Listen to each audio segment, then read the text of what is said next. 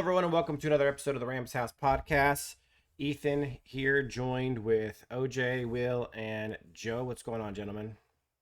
What's up, boys? What's up? What's up? NFC West champs, baby. Let's go. NFC West Oh, yeah. champ Monday. You know what the best part about winning the division is? Is how What? sad it What's that? makes Niners and Seahawks fans.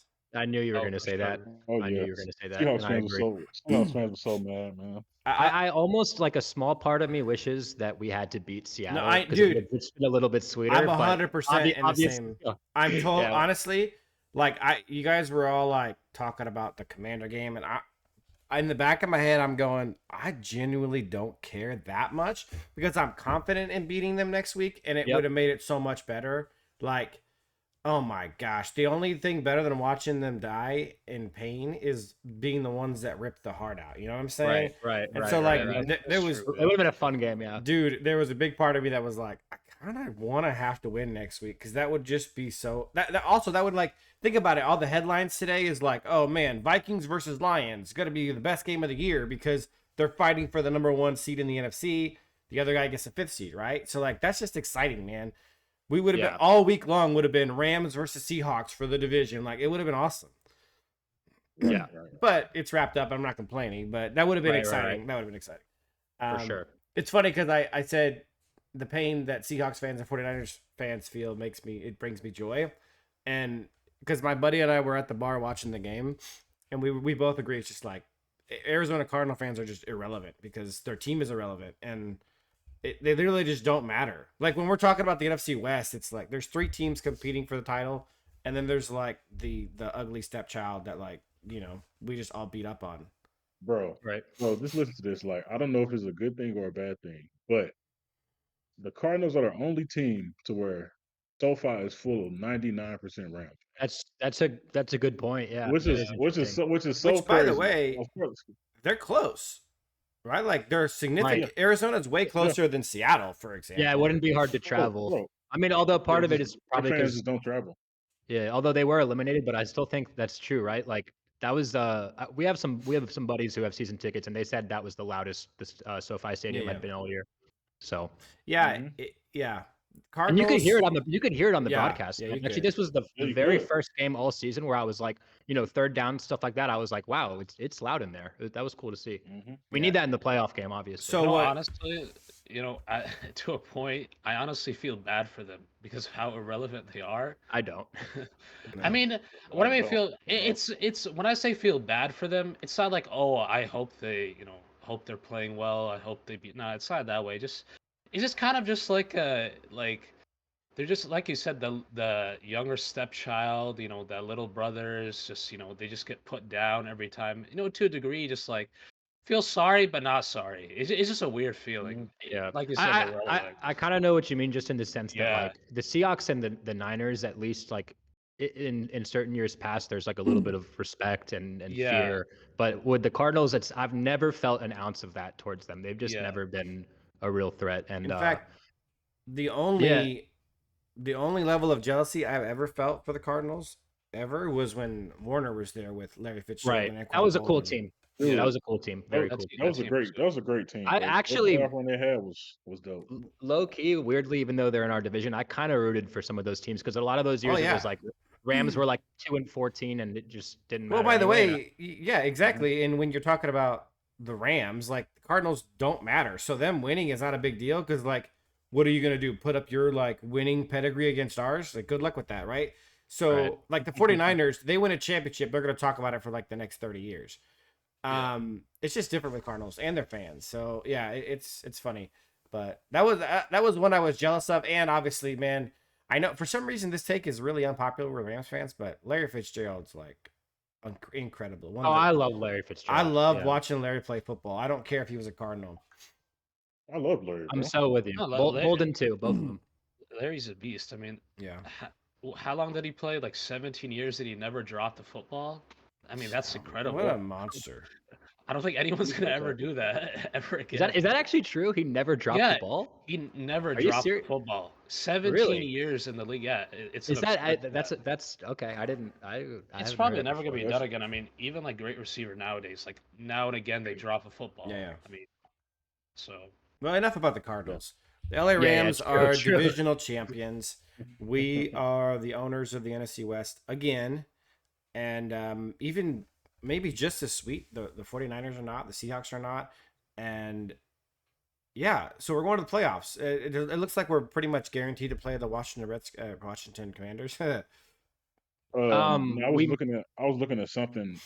It's either going to be Green Bay, Washington, or a slight chance it could be like the Lions or something, or maybe Yeah, Minnesota. I'll quickly just break that down because I was actually wrong in the Discord earlier. I was thinking we wouldn't move from 3 and Washington wouldn't move from 6. So basically, Hmm. if we win next week, then we're just locked in the 3rd seed, period.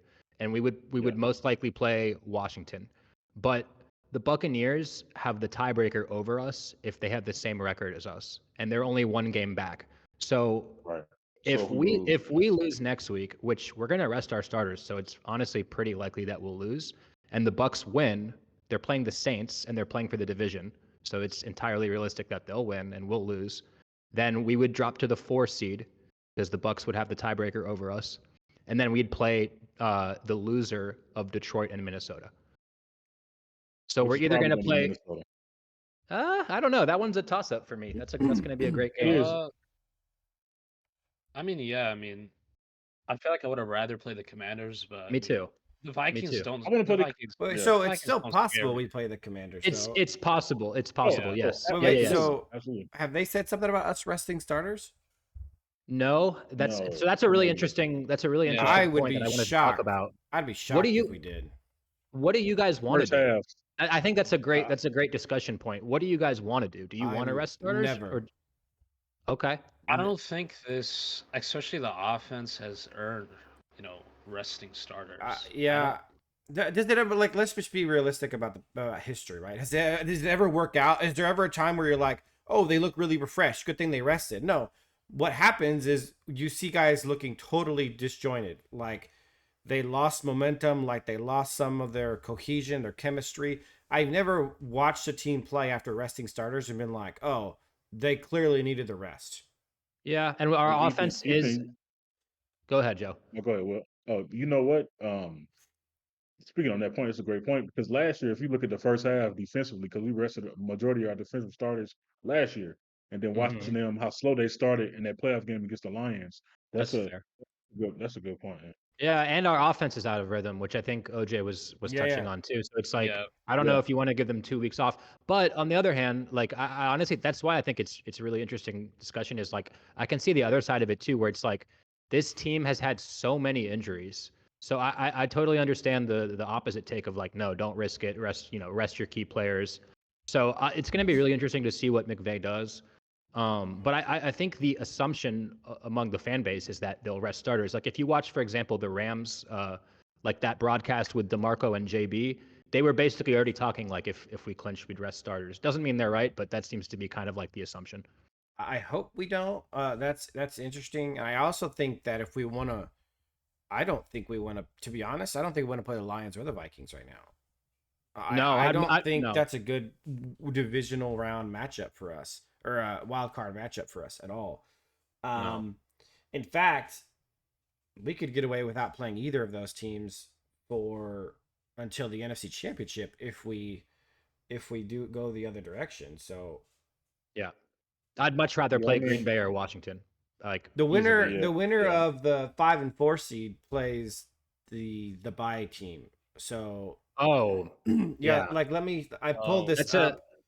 Let Hmm. me show the bracket up that I just pulled up. And let me see if I can just get it by itself. Yeah, here we go. So check this out. It's a little small, but you guys can see it. Yeah, so this is the way it stands right now. Honestly, this is my preference to be Yes. like Same. you know what's interesting is I think Green Bay can beat Philadelphia, and I I agree. I think Green Bay is the best matchup for us I think I agree with that besides too. Yeah. Washington. Like I would No, I rather, think it might Commanders. be Green Bay. Honestly, I think it might Command, actually just be Command, Green Bay. I think Commanders are better matchup. but like, Personally. look, if we played Commanders, in the wild card, then we play Green Bay in the division. That's the best route for us to get to the NFC Championship. And then when Yeah. you get to the Absolutely. NFC Championship, It's just a matter of like, I mean, look, I'm not to denigrate 2021, but like Jaquez Tart drops a guaranteed interception, and that sends us to the Super Bowl. Like, Right. when you get that Right. late, one play, one lucky play, 2 or 4 your team can be the difference maker. So it's not like it's not like we can get to the NFC Championship then we're just going to lose the Lions or the Vikings. Like, we're capable of beating those teams.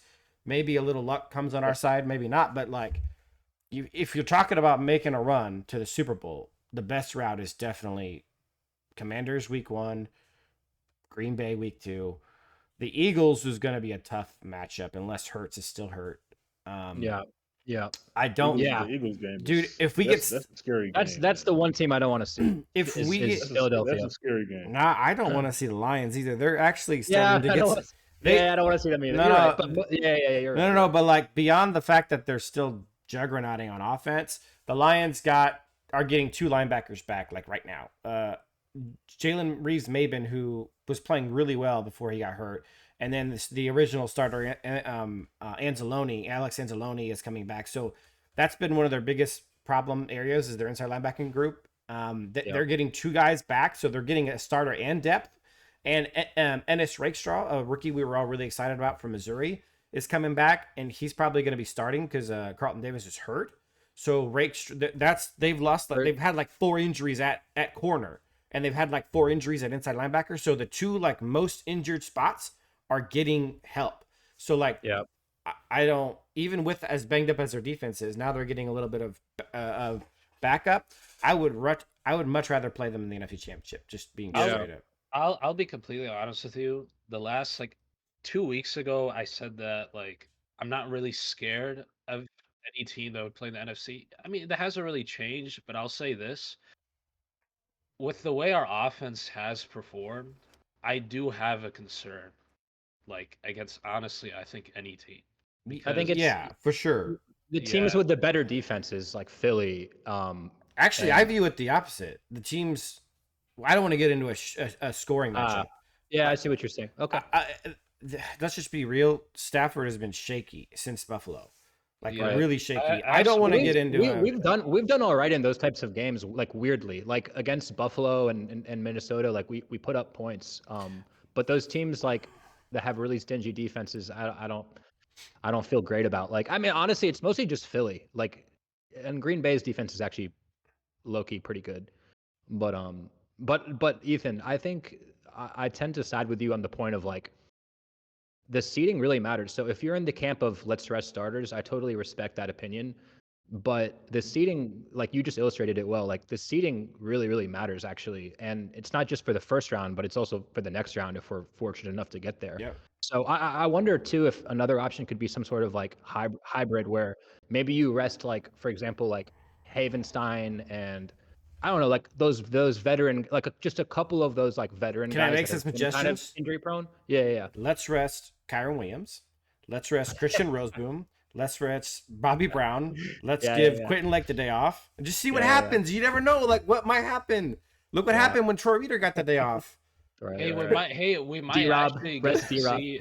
Yeah. Get to see Blake carry the ball. You know.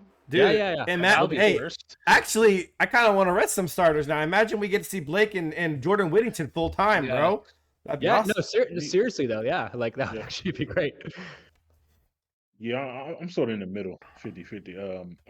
I'm the guy I like starting my starters in the first half and then sit them in the second half just because I think that we do like OJ was saying, we do need to find some rhythm offensively, especially like sneaky between like Cup and Stafford. I think they need to sort of get that going a little bit. And I don't know how much you could do that in 2 quarters, but if we can get 2 possessions first quarter, maybe 2 the second quarter, and see if we can use 4 possessions to sort of build some rhythm, throw some plays in there, something like that. I think that'd be. I'll tell you what about that point with Stafford and Cup. Something's going on there. I know the easiest thing to do is to say, hey, Cup's taking a step back. He's older now. He's got some injuries. I'm telling you guys, I see Cup open regularly throughout the game, like quite a bit. He's not, Stafford isn't even looking his direction. And I can't tell if it's Stafford not looking his direction and being a one read quarterback, not in the sense that he's only making one read, but that Stafford's kind of been that guy his whole career, whether it was He Calvin has been. Johnson or Kenny Galladay, Forcing the or ball, basically. he's Yeah. always been a guy who preferred to throw to whoever his number one target was. It Right. was Golden Tate That's- for a while, like. That's Mhm. 100% true. Yeah. So I would imagine it's him because when Jared was here with McVay, I mean, we almost had 3 1,000-yard receivers. Mm-hmm. Oh yeah, with Yeah. Brandon Cooks, Cooper Kupp, and Robert Woods. Yeah, Yeah. I've noticed that with Stafford as well. Like he seems to just pick one receiver and just lock onto them. Like Right. I think Puka had like 14 targets in this game, and Cup only had 3. That's 3 I mean- weeks in a row, by the way. Cup only has 3 Yeah. targets. Yeah. It's I think not it's good. like That's not good at all. I think No. it's a McVay and Stafford issue. I think it's like almost 50-50 split because some of those looks to Puka are like we have so many Yeah. just plays that are designed to go to him right away. Yep. And it's like we could probably do that with Cup more. But then I also agree with your first point. Like it's also Stafford is throughout his career has done this, just locked onto his number one guy. So No, you're definitely just, right. A lot of our go ahead. designed quick stuff, I would just be agreeing. A lot of our designed quick stuff is clearly designed to go immediately to Puka. And by the way, that's a place where Cup still excels. So I don't know why we're Mhm. not even like Puka doesn't need 15 targets. Like Cup Yeah. can get 5, 6, 7, 8 targets as well. And we see that Cup can still make stuff happen after the catch. He's not like he's dropping balls. It's not like he's not doing doing well. Obviously, he's taking a step back and Puka's taking a step forward. But like no team wins off the back of one receiver. Like none. Mm-hmm. Mm-hmm. Yeah, Yeah, I was I agree. watching Steve Smith. I was watching Steve Smith the other day, and this sort of back up your point, Will, with McVay. He was saying that when he's been watching the tape, last handful of games, he's saying you could see that the offense is sort of starting to shift over to Puka, and that's sort of not phasing Cup out, but his routes it's just getting less and less and less. They're giving him less plays, and they're sort of turn everything to Puka. He said he sort of noticed that, and he was wondering, if will they move on from Cup or something like that. That's what he was talking about. I mean, honestly, I'm just being real. I don't know that Cup's still not an elite slot receiver. I I think don't he can be. I don't think he's a elite receiver. Period. He's not top 5 anymore. He's not top 10 anymore, probably. Mhm. But Mhm. you don't have to have a top 10 guy at every position. Cooper Cup is still I would say an excellent slot guy, and no one's going to convince me that a full 16, 17 game slate Cooper Cup isn't an easy 1,000-yard guy, and an efficient 1,000 yards. I mean, Cooper's always been that guy, and I really haven't seen a huge change from him this year, except for because look what happened when Cup was in and back, and Puka wasn't back yet. Cup was putting up huge numbers. That's true. Yeah, I think that's a good point. And yeah, that's true. That's No, true. I think it's definitely it's a Stafford thing, but it's also a McVay thing, like you said. I've noticed as well with a lot of our screens and our sweeps, for Yep. example, it's been ran through Puka, not Cup. Like I don't remember the last time I seen Cup on a bubble screen. Like I Right. can't remember Exactly. it. Like you said, it just seems like the offense has shifted over to a Puka centric offense, and Cup has just kind of just been I guess like I said earlier, just how can I say this? He's just there. I guess he's just a decoy. I Yeah, mentioned Yeah. this a couple of That's weeks what I was ago. going to say. Decoy. Yeah. But Yeah. I but mean, he does have 700 yards and 6 touchdowns though. So no, he's but still it's gotten He's had worse. he's had It's a couple gotten good- worse. That's the point. It's gotten Yeah. worse the Yeah, last yeah, 3 yeah. games. That's Right, basically, before Recently, yeah. recently he's barely been targeted. Like we said, he's not Mhm. really been used in the offense. Like I mentioned, Puka is more of the main target for Stafford. I mean, we know this about Stafford as well. I mean, throughout his entire career, he always picks one receiver, and he will typically just force feed them the ball, Here's whether his it's a game game log. plan or not. So I shouldn't pull Right, up his game. right. So Yeah. ever since he got back, these first 2 weeks he was back right here, he was getting targets. He was actually performing well. And then Puka got back, and we had that he got 6 targets, but man, they were 6 garbage targets. Like they were like no one else is open, so I'm gonna cover it. I'm gonna throw it to Cup, who's totally covered. They're just bad targets. Then Buffalo, he got a lot of targets, and we went off that game. And then so for these last 5 games, it's with Buffalo being the exception, and that was obviously a game where we threw the ball a lot. Yeah. Not only is there a lack of targets, but the ones that are coming in are not good targets. You know what? That's a good question to ask. Do you think we need to throw the ball more? It just depends who we're playing, I think.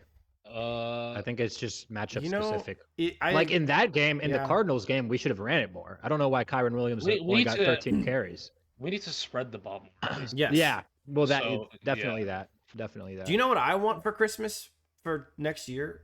Did you guys watch Trey McBride and the way Oh, he Trey, was Trey utilized? McBride, Man, he's awesome, man. He's the I one he's Cardinal I amazing, respect. bro. He's the only Cardinal I respect. But, Bro, like, that did you guy's watch a baller. for an T. elite tight Higgins, end. bro? Dude, we saw that guy catch screens. We saw him catch slants. We saw him catch outs. We saw him catch a post. We saw him catch a deep end. That guy was being utilized all over the field, and I was so jealous because it's like our tight ends are basically just guys who sit in soft zone.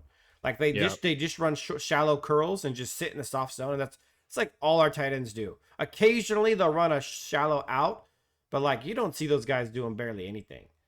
Yeah, yeah. I feel like even yeah, go ahead, Will. No, go. Yeah, you go. No, I feel like even when Higby was, at his best, we used to use him in a, like you said, one of my favorite plays the Rams used to run was the tight end screen because Yeah. it was unexpected, it was always effective, and Higby was a pretty decent guy after the catch. He actually is. He's He- decent after the catch, surprisingly. And I've been talking about this for years. I wanted Brock Bowers badly in the draft, and this is why I feel like an elite tight end in the Rams offense. It would just transform it. It would just bring a different dynamic to the team. Yeah, I totally agree. I've wanted a good tight end for like 8 years. Hey, man, Had hopes listen. for. Yeah. Oh, no, go ahead, Will. I'm sorry. No, I was just gonna say I kind of feel bad for Higbee because Stafford missed. I don't know if you guys remember this play, but there is this play where Higbee was wide open and Stafford like he did hit him, but like Higbee had to like dive for it and fall over. If he just hits him in stride, that was gonna be Yeah, I a remember huge that. gain. So I think Higbee has the potential to like contribute some. But anyway, what were you gonna say, Joe? No, I was going to say that if we want to, a tight end, it's a guy in Penn State that he's interesting. really good, man. Yeah, we have to get the tight end film. Yeah. We haven't really. Yeah. I want to draft the tight end early. I want a tight end. Yeah, There's a lot of other positions Yeah, I want early absolutely. too, though. So we're kind of Yeah, stuck here. that's true. That's true. Yeah. I'm Corner, sorry. tight end. Honestly, I'm starting to think unless the Rams can get a solid second round pick, like top 10 second round pick, we may need to go quarterback first round. yeah. I forget that we don't have a second. Yeah, we round. don't have a second round pick. I Yeah. don't think. I mean, honestly, I would trade for a second rounder. I would give up. Well, What's there is needed. a way we could do that. There is a way, Yeah. but it's probably not going to happen. Hey, we could But- trade Cooper Cup. I mean, I don't know if I want to. Anyway, I don't want to start that conversation right now. I was actually. speaking of. But it's but seriously, it is Yeah. it's a realistic scenario. I was I'm not speaking saying I want to, T. by the Hig- way. I'm just saying it T. might happen. Higgins a free agent. T. I was Higgins is a speaking free of. agent. I was speaking I of don't know. Kyron, but yeah. Yeah. Yeah, I I mean, feel like We'll I feel like see. even now his value is still high. Yeah. It would be. Yeah. I would. I think I'd rather get a tight end than sign a guy like T Higgins. Although I'm not against doing either or, but because like I'm happy if our receiving core next year is Puka, Cooper Cup, and Jordan Whittington. If we get an elite tight end, like a really good tight end. Yeah. Okay, if we get tight end, yeah. I'm If with we you on don't, that. I don't really like that version, but Yeah, Yeah, I yeah, mean, yeah. if we make a big upgrade at tight end, I feel like that's an acceptable because Whittington can slide into that second outside receiver. Cooper stays in the slot where he's still effective, and then you get a tight end who can kind of move all over the place. That'd be awesome. So let's move on to officially talking about the Rams versus Cardinals recap. It was kind of a crap game, to be honest. It was just like Stafford. that game was boring. Man, Dude, it was It was- boring. It was. I didn't bad. think it was bad. boring. I didn't think it was I thought it was boring. I boring. thought it was a good I was game. bored. It was bro. bad. I football. like defense, man. I like defense. I mean, I But like it, defense. was I thought it it was good good defense, or was it just really bad offense on both sides? I think it was good defense. I think it was good defense. I mean, look, I think it was good defensive plays. We had good defensive moments, and that's what I think. I In a felt like it mix was of very bad similar- offense, yeah. I feel like it was very similar to the Jets game Yeah. where it was a lot of long drives from the Cardinals, and we just made some plays, in our own territory. Yeah, we got to fix that, by the way, because Yeah. the playoff teams are going to be more successful in the red zone. There was like, what, four or five drives where I was like, we're getting dog walked right now. They're just like pounding the Yeah. ball down our throat, whether it's through Right. the pass game or, I mean, they got a ton of yards. They had over 400. They did. They almost had 450 yards. Like they were. They yeah. They were walking all over us. And you know what's funny is you guys remember last week when we were talking about the keys to victory, I said, you know, my main, or maybe it was key matchups. I said I'm nervous about guys like Christian Roseman and Quentin Lake guarding guys like Trey McBride and their running back room. And their Trey McBride, their running back room walked all over us, like all Right. over us. Well, the Right. running backs didn't really do anything though, did they? Yeah, they were pretty good. Neither one. I mean, Uh, James Conner got hurt. James Conner got hurt, right? Yeah, So that Michael, was Michael Carter had a had good game. They just didn't he run had, it enough. he had some Yeah. carries, like But especially it in the wasn't. second half. It Yeah. wasn't just that Yeah, too. I didn't see anything. Specifically, I was talking about them in the past game, and they had they didn't kill it, but they did. Yeah, I also mentioned Dortch because he's a guy who kind of is more of a gimmick player. But yeah, McBride crushed. I mean, Michael Carter, he did have a good game. he had a 70, solid 5.4. game. They should have ran Yeah, it more, to he be did, honest, he because did. he was. That's what I was saying at Yeah. the end of the game. There was Michael Carter was actually the last two drives. Michael Carter was actually pounding the ball down our throats, and then they said, "Hey, He was. do you guys remember that one time that Pete Carroll threw the ball instead of running the ball in the Super Bowl?" For some Yep. reason, they were like, "That was a great play call. Let's do that. We're in the red zone, Right. first down, first first down. inside the 3. The running back's been unstoppable the last 2 drives. Let's go ahead and swap it up, and let's just pass the ball for no reason." Like that was such a dumb Yeah. play call. Look, I don't Yeah. know who the OC is of the Cardinals, but that dude is just Let's I don't take a know what look. else to say. He's clueless. Let's take a look. Who is the OC of the Cardinals? It is Drew Petzing. Never heard of him. Yeah. Literally don't have no idea who that is. I have no idea who that is. Yeah, He's makes probably sense. he's probably an Eagles employee or something. Both teams should have ran it more. By the way, I mean, and you know that their run defense isn't very good, and Kyron only having 13 Look how carries. sus this is. This is that offensive coordinator. How did this man go from being the quarterback coach for Deshaun Watson to being an offensive coordinator? Someone explain that to me. I feel like Yeah. the Cardinals always hire a bunch of like irrelevant guys in like their coordinator positions. like- Yeah, well, they have to take who they can get. It's not the Yeah. most attractive job. Although I think Jonathan Gannon is actually doing a pretty decent. You know, he's doing a pretty good job as the head coach. He is, but like he was Deshaun Watson's They've quarterback lost a lot of coach. close games. How do you Yeah. how do you become a like aren't you supposed to be good at your job, like the job you have to get promoted? Yeah. Yeah, that's true. Yeah. That's confusing. Yeah, but I guess just speaking generally about the game. So yeah, we're on a 5-game win streak right now, and you know, Yeah. obviously that's awesome. And Yeah. you know, I just want to say like this was the first game though where because the other games, you know, we won that were ugly. You know, some fans and even some of us on this podcast, like, oh, you know, it's not impressive, and I'm not saying that's an unfair opinion, but like, you know, the way we beat the Niners, the way we beat the Jets, not that impressive. But you know, I could go game by game, but like, you know, the Niners, there was rain, they're still a division rival. It's going to be a tough game. Jets, you know, East Coast trip, early window in the freezing cold. Like, there is ways I could kind of like rationalize and justify it, but this was the first one where it was like,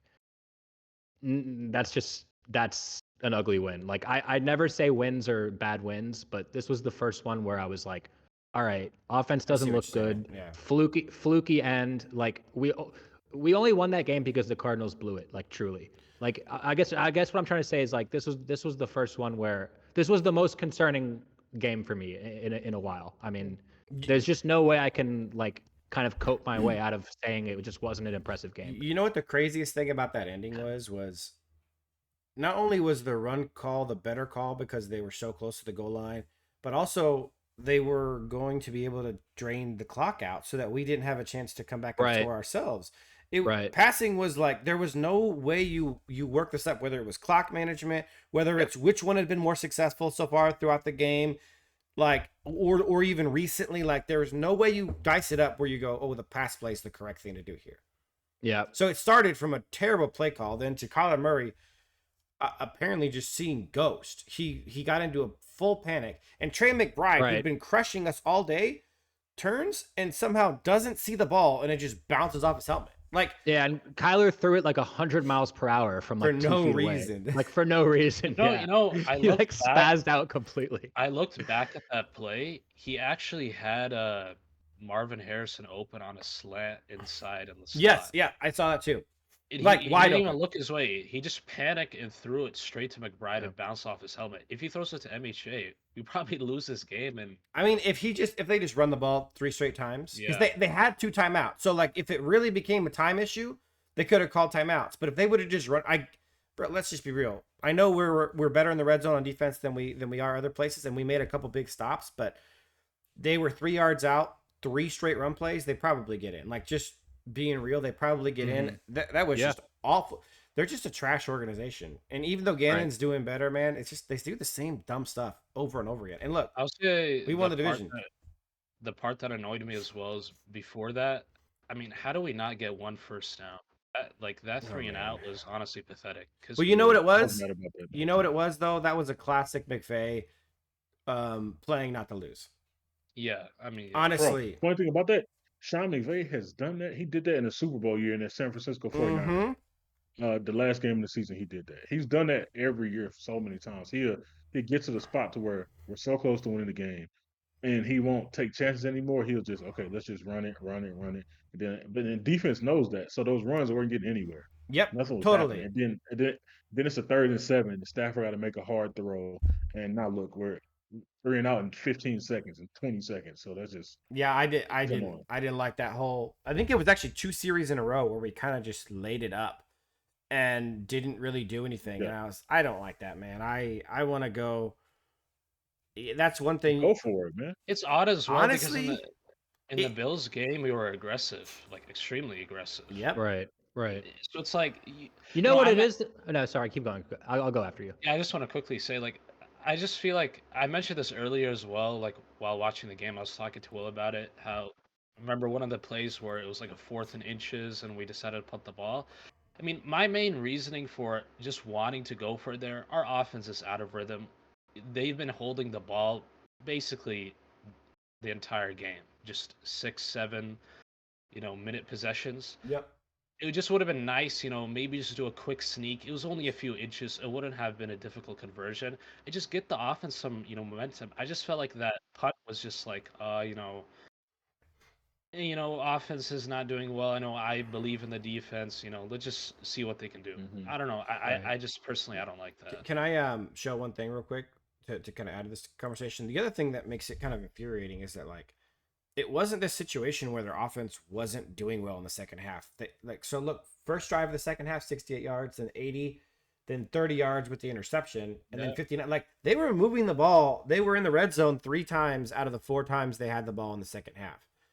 Mhm. So it wasn't like, oh, our defense has been. I mean, obviously they only scored 9 points, and we can hang our hat on that. But they were moving the ball on us, and I would not have bet the house on a defensive stop. If we get a first down or maybe 2, the game is over. Yeah. The only thing I will say that's sort of like the thing that I just thought about this earlier today, and the difference we saw between the Cardinals offense from when they beat us earlier in the season and then now. Now a lot of this into attrition comes into play. The Cardinals had a whole season. Also, teams do get worse, and they've probably Sure. gotten worse. But one thing I will say is I think defensively we sort of played them better than we did the Yeah, last time. for Of course, sure. For sure. they got down the field. Of course, there was certain areas they was giving they want, but I think in certain key moments where we didn't stop them in earlier in the season, we stopped them this time.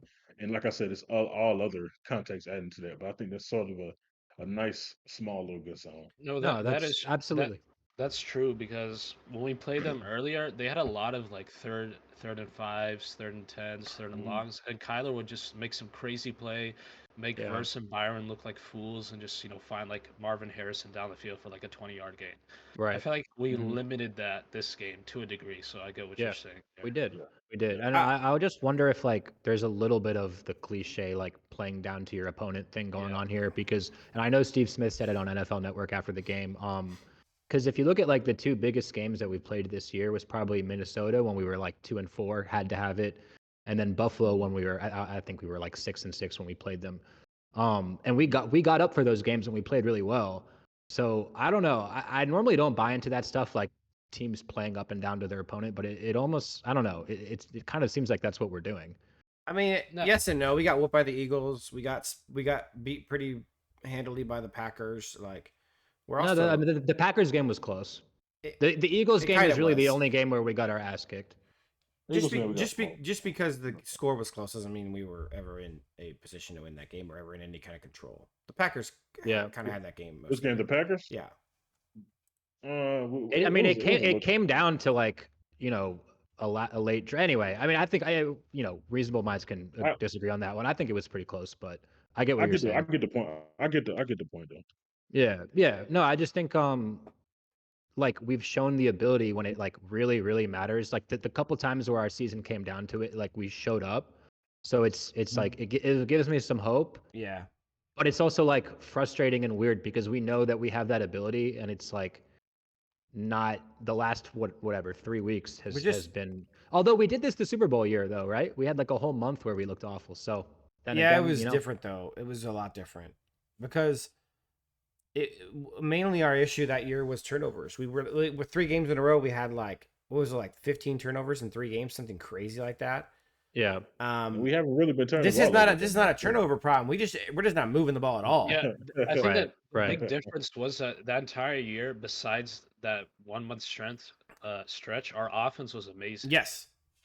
This entire That's season, true. That's a good point. Our offense has been out of sorts. Like besides the Buffalo game and maybe the Minneapolis game, we've been erratic. But yeah, we've been erratic. We haven't gotten into the rhythm. That's fair. why in those 2 games. That's why I have concern. Yeah, in those 2 games, it was one of those things where like, and maybe this is the pessimist in me, but like we were virtually flawless on offense in those 2 games. We were just we were.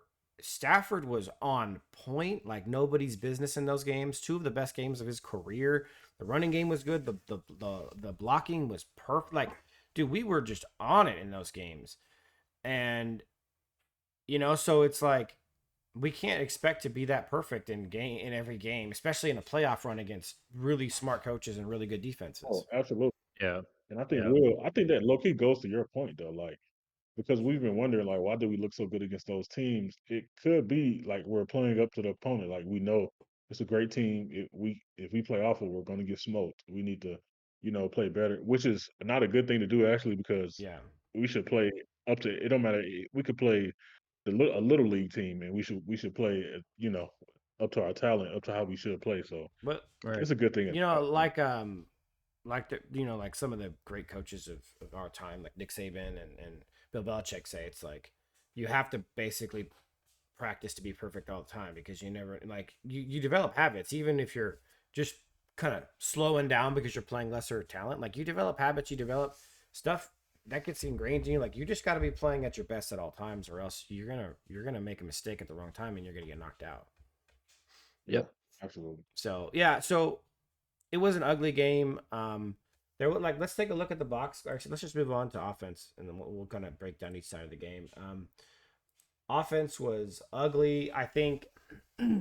I think really. That's the Packers. That's the Packers. It is. I was like, well, the numbers are way better than I remember. Yeah, I want to see them again, man. I want to see them again. Yeah, it was just tough, man. It was the offensive game was tough. Stafford was wildly off target all night. We were counting because we got nervous when he threw that first ball straight to a Cardinal, and we're like, uh-oh. It looks like it's going to be one of those games. So we counted 6 throws that were basically dropped interceptions. That is tough. That's really tough. And then besides that, though, he was still just inaccurate like all the time, besides the fact that he was throwing directly to opponents. And not all the 6 drops were directly to opponents. Some of them were diving catches or jumping catches, but like the defender got 2 hands solidly on the ball and didn't catch it. Like they were catchable balls. Right. I would say probably 3 of those were like straight to the defender. But regardless, it was bad. Yes. The running game was not good. Except for Matthew Stafford's 12-yard run. That was the best run of the day. That was pretty cool. Yeah, shout out, man. That run was funny. That was a hilarious run. That was a wild drive too, because there was like 3 awful plays by Stafford that drive, and then 3 like really good plays. And one of them it was basically Stafford in a nutshell. Yeah, you're right. That one throw that Stafford had on that drive to Puka on the sideline was crazy, bro. Yeah. I actually yelled out interception, and then they showed the replay, and the ball literally went through the hands of the defender. And I was like, I was like, man, that's that a was a crazy scary throw. throw, but it was pretty. It was really pretty throw. Yeah. But Puka dominated. All in all, though, the Overall, offense. I mean, my takeaway from the offense is it was bad. I actually thought the O line was pretty dominant again. To be honest, I all around I didn't really see anyone who didn't play well from the offensive line. No boom did, but yeah. Oh yeah, Yeah, you're right. no You're right. no No boom boom was was awful, pretty yeah. cheeks. And that again, he was bad. McClendon is nowhere near as bad as No Boom. We literally went through this experiment earlier this season. Like you couldn't have it any easier.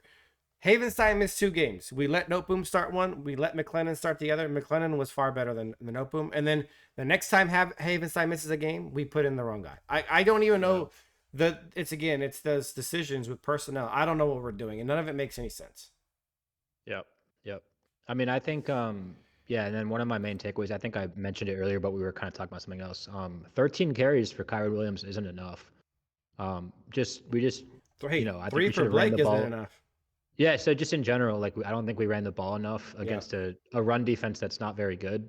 So that was kind of head scratching because we had just come off a game where we just pounded the rock and were super successful running the ball against the New York Jets. So go figure that, Sean McVay just I don't know why we didn't run the ball more. It definitely head scratching. Go ahead. Yeah, I mean, I also was gonna mention as well, like we mentioned earlier, just lack of you know, target share in the offense. I mean, I think that's mainly the main issue. I mean, obviously, yeah, we need to run the ball, but I just feel like when even in the year when we won the Super Bowl, I mean, Stafford. I mean, when OBJ came here, it was Cup, it was Yep. OBJ, it was a little bit of Van Jefferson, Higbee, it was, Hendo also in the passing game as well. Like everyone got even a little bit of a target share. There was spreading around the ball. I just feel like this offense is just, you know, RP, just do a screen with Puka, force the ball Puka, out route with Puka, slant with Puka, it just Right. feel like Cup is just there. He just exists. Like, okay, yeah, Cup motions, 2 defenders go with Cup. All right, Stafford, let me just throw the ball to Puka. I feel like there's no involvement with anyone else in the offense. And speaking of, Demarcus Robinson, once Oh my again, gosh. 0 receptions. He's invisible, man. He's He's invisible. invisible. It's like And, you might and as well put Joe out there. Like Joe would have What done is the it? same thing. I mean, all of us would have done Listen, bro. basically the same thing. I Joe's mean, it's invisible. like putting any. 100 yards and 2 touchdowns, Will. 100 yards, 2 I mean, touchdowns. no pun intended. It's like putting any Joe Schmo out there. I mean, that's basically Yeah. what it is. And, Right. and he played 79% of snaps, just FYI. Yeah. But no, Whittington had a catch, turned upfield, got a first down instantly. I mean, you would think like, oh yeah, Whittington shows some promise, as a pass catcher, so he'll good never see the ability. field again. He Just like doesn't Blake see the Corum. field, yeah. Blake Corum has a good run. He's never seen the field again. Man, it's annoying as well. Every time Blake has a good run, there's some stupid holding Oh penalty. Yeah. my gosh. Yeah, it By happened the again in way, this game. Yeah. It, He had it a was really again There's no boom. Hunter what a Long. great run. Hunter Long again, man. Hunter Long just Yeah. hates Blake Corum. Every game, bro. 100 That run does was something pretty though, stupid. right? That run. It was. It was Yeah, really impressive. Yeah. How does Sean McVay like see that and not be like want to give him the ball more? I've And been then saying that for weeks, man. the Jets game, he had the best run we've seen all season by a mile. Like, how do Wait. you not see the potential and you want to give this guy at least like 10 carries a game? I truly don't understand that. It's a mystery. It really That- is. that- There's I no mean, explanation for it. That goes into like we said all year. One thing that McVay hasn't fixed is those personnel issues. Like we said, D-Rob is playing more snaps than basically Puka and Cup. Blake Corum, like he has a nice run. We saw against the Jets last week, and then this week he has a nice run. Whether if it was an 8-yard run or not, he made like 5 different cuts. He turned a 2-yard run into basically like a 10-yard run. Yep. Yeah. Yeah. The only explanation that I can think of is that we are planning to move on from Kyron Williams. And McVay's I actually have mindset a is point is about basically just I'm gonna run the tread off these tires Yeah. completely before I get rid of it. It's like when you have a car and the lease is about to be up and you're like, I might as well just drive this as much as I can because it's about to be gone. Like that's the only explanation I can think of. By the way, if that's true and Blake becomes the starter next year, I want to say one thing about that because I know we talked about Alshon Genty and all kinds of exciting things, right? But Blake is significantly more athletic and significantly more agile than he was his last year in college. Mm-hmm. And some of that's getting healthy, but some of that's also just being on an athletic development plan, and NFL nutrition, all that stuff. Like it definitely adds people's athleticism. I'm kind of excited to see if this guy can basically rest the entire year like he has been. He can have a full healthy offseason of training. Corum could be really good next year. Agreed. I'm astounded at how much quicker and faster he looks Yeah. in a Rams uni than he did in a Michigan uni. He might actually be a really good running back. Agreed. If you actually watch his 2022 film before he tore his ACL, he was basically doing these things. He was making those cuts, instinctive cuts, making guys miss, using his power, breaking tackles. I mean, he was actually projected to be, I'm pretty sure, a first round back before he tore his ACL. Unfortunately, Yeah. that hurt his stock, but Blake Corum is a talented back, and we've seen the flashes. It just sucks the fact that every time he makes a nice run, for some reason, Sean McVay's like, buddy, time to sit on the bench. Yeah. Yeah. I just don't get it. And like you said, Will, earlier, speaking on like Kyron Williams, I feel like a part of me feels like, I've been thinking about it, that we're kind of just running Kyron Williams into the ground. And, eventually he's going to tire out and he's not going to have the same legs. And from that, we won't re-sign him. It does sound a bit effed up, but I mean, the dude has like 300 It's carries. smart though. It's It ruthless, is but it's smart. smart. ruthless. Yeah. It's not it's not like a new thing. This has actually been happening for like the last 10, 15 years. Yeah. It's a common. Yeah. It's a common thing, but yeah, I feel like that's the plan. Let Blake Corum sit, make sure he's fully recovered and fully healed from his bum knee. Just stick with him, for the future, and let Kyron sign somewhere else. Look, Right. Yeah. I've always thought Blake would be a good back, like a more productive Kyron Williams, but I'm actually of the opinion now that Blake could actually be like a really, really good back. Like, not like Saquon level, obviously, but like top 10, maybe top 7. Yeah, top 10 for sure. But you get a top 10 running back. Let's just say he's 10th and best in the league. You put a 10th best running back in the league with a top 3 run blocking O line, that dude's putting up 1,500 yards. Now, like a productive 1,500. I'm talking like good yards per carry, the whole 9 yards. Realistically, we really don't need a Saquon or like a Derrick Henry because we have such a great run blocking O line. We just need a guy who's just good enough to take advantage of that and can do it more. Yep. Like we've seen with Corum.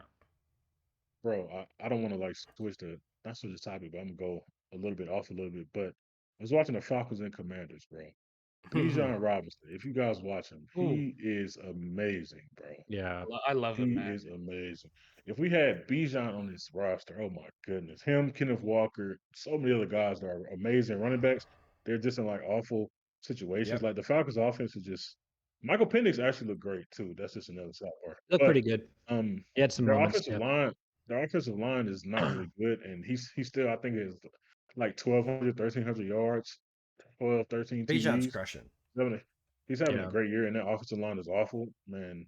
I If mean, he they was don't on even use him a properly team as like a pass this, catcher. I've been watching a lot of Falcons game because I have Bijan in fantasy, so I'm just keeping up with him. And I've noticed that yeah, usually when they use him in the passing game, it's kind of just like Kirk Cousins was just panicking. So okay, let me just dump it off to Bijan and just make something magical happen. But yeah, he just has like a natural twitchiness. Like he can just it's like like I said, I mentioned this when he was drafted. He reminded me of Marshall Falk. Marshall Falk had this tendency that he could feel defenders around him and just make instinctive cuts. And Bijan does the exact same thing. I think he has the most missed tackles in the league, actually. Yeah, dude. Corum's not going to be that good of a running back, I don't think, but he's just that next tier below. And you know what? Sometimes the next tier below is more productive because you, with a really good run blocking O line, you really don't need too much dancing, too much of that. You just need a guy who can find the hole, hit the hole, make one guy miss, and go. And Blake can do that. And so, yeah, I'm excited if he becomes the mainstay next season. I'll be excited to see what that looks like. But yeah, absolutely. Let's move on to defensive takeaways. First thing I want to say is in your face to all of the people who it's weird because we traded up to get him, but every time Braden has a bad game, people dump on this guy. It was just a hot streak. He He's cleaning up. Braden Fisk is a top defensive tackle in the NFL. You guys are gonna have to figure that out at some point. Like I see more negativity about Braden Fisk than like I do about Byron Young. And not that I don't like Byron Young, but let's be realistic here. Braden Fisk is a much better talent than Byron Young is. So I see a lot of negativity on Twitter about Braden Fisk, but he's a beast. Like he's really good defensive player. Yep. He really is, bro. He's super talented. And when it comes to the lows, bro, he's a rookie, man. Jared Verse Yeah. was having lows too. Like Jared Verse to me, people didn't really notice him because he didn't have sacks. Jared Verse to me had a really good game against the Cardinals. He was getting did. a lot of pressure.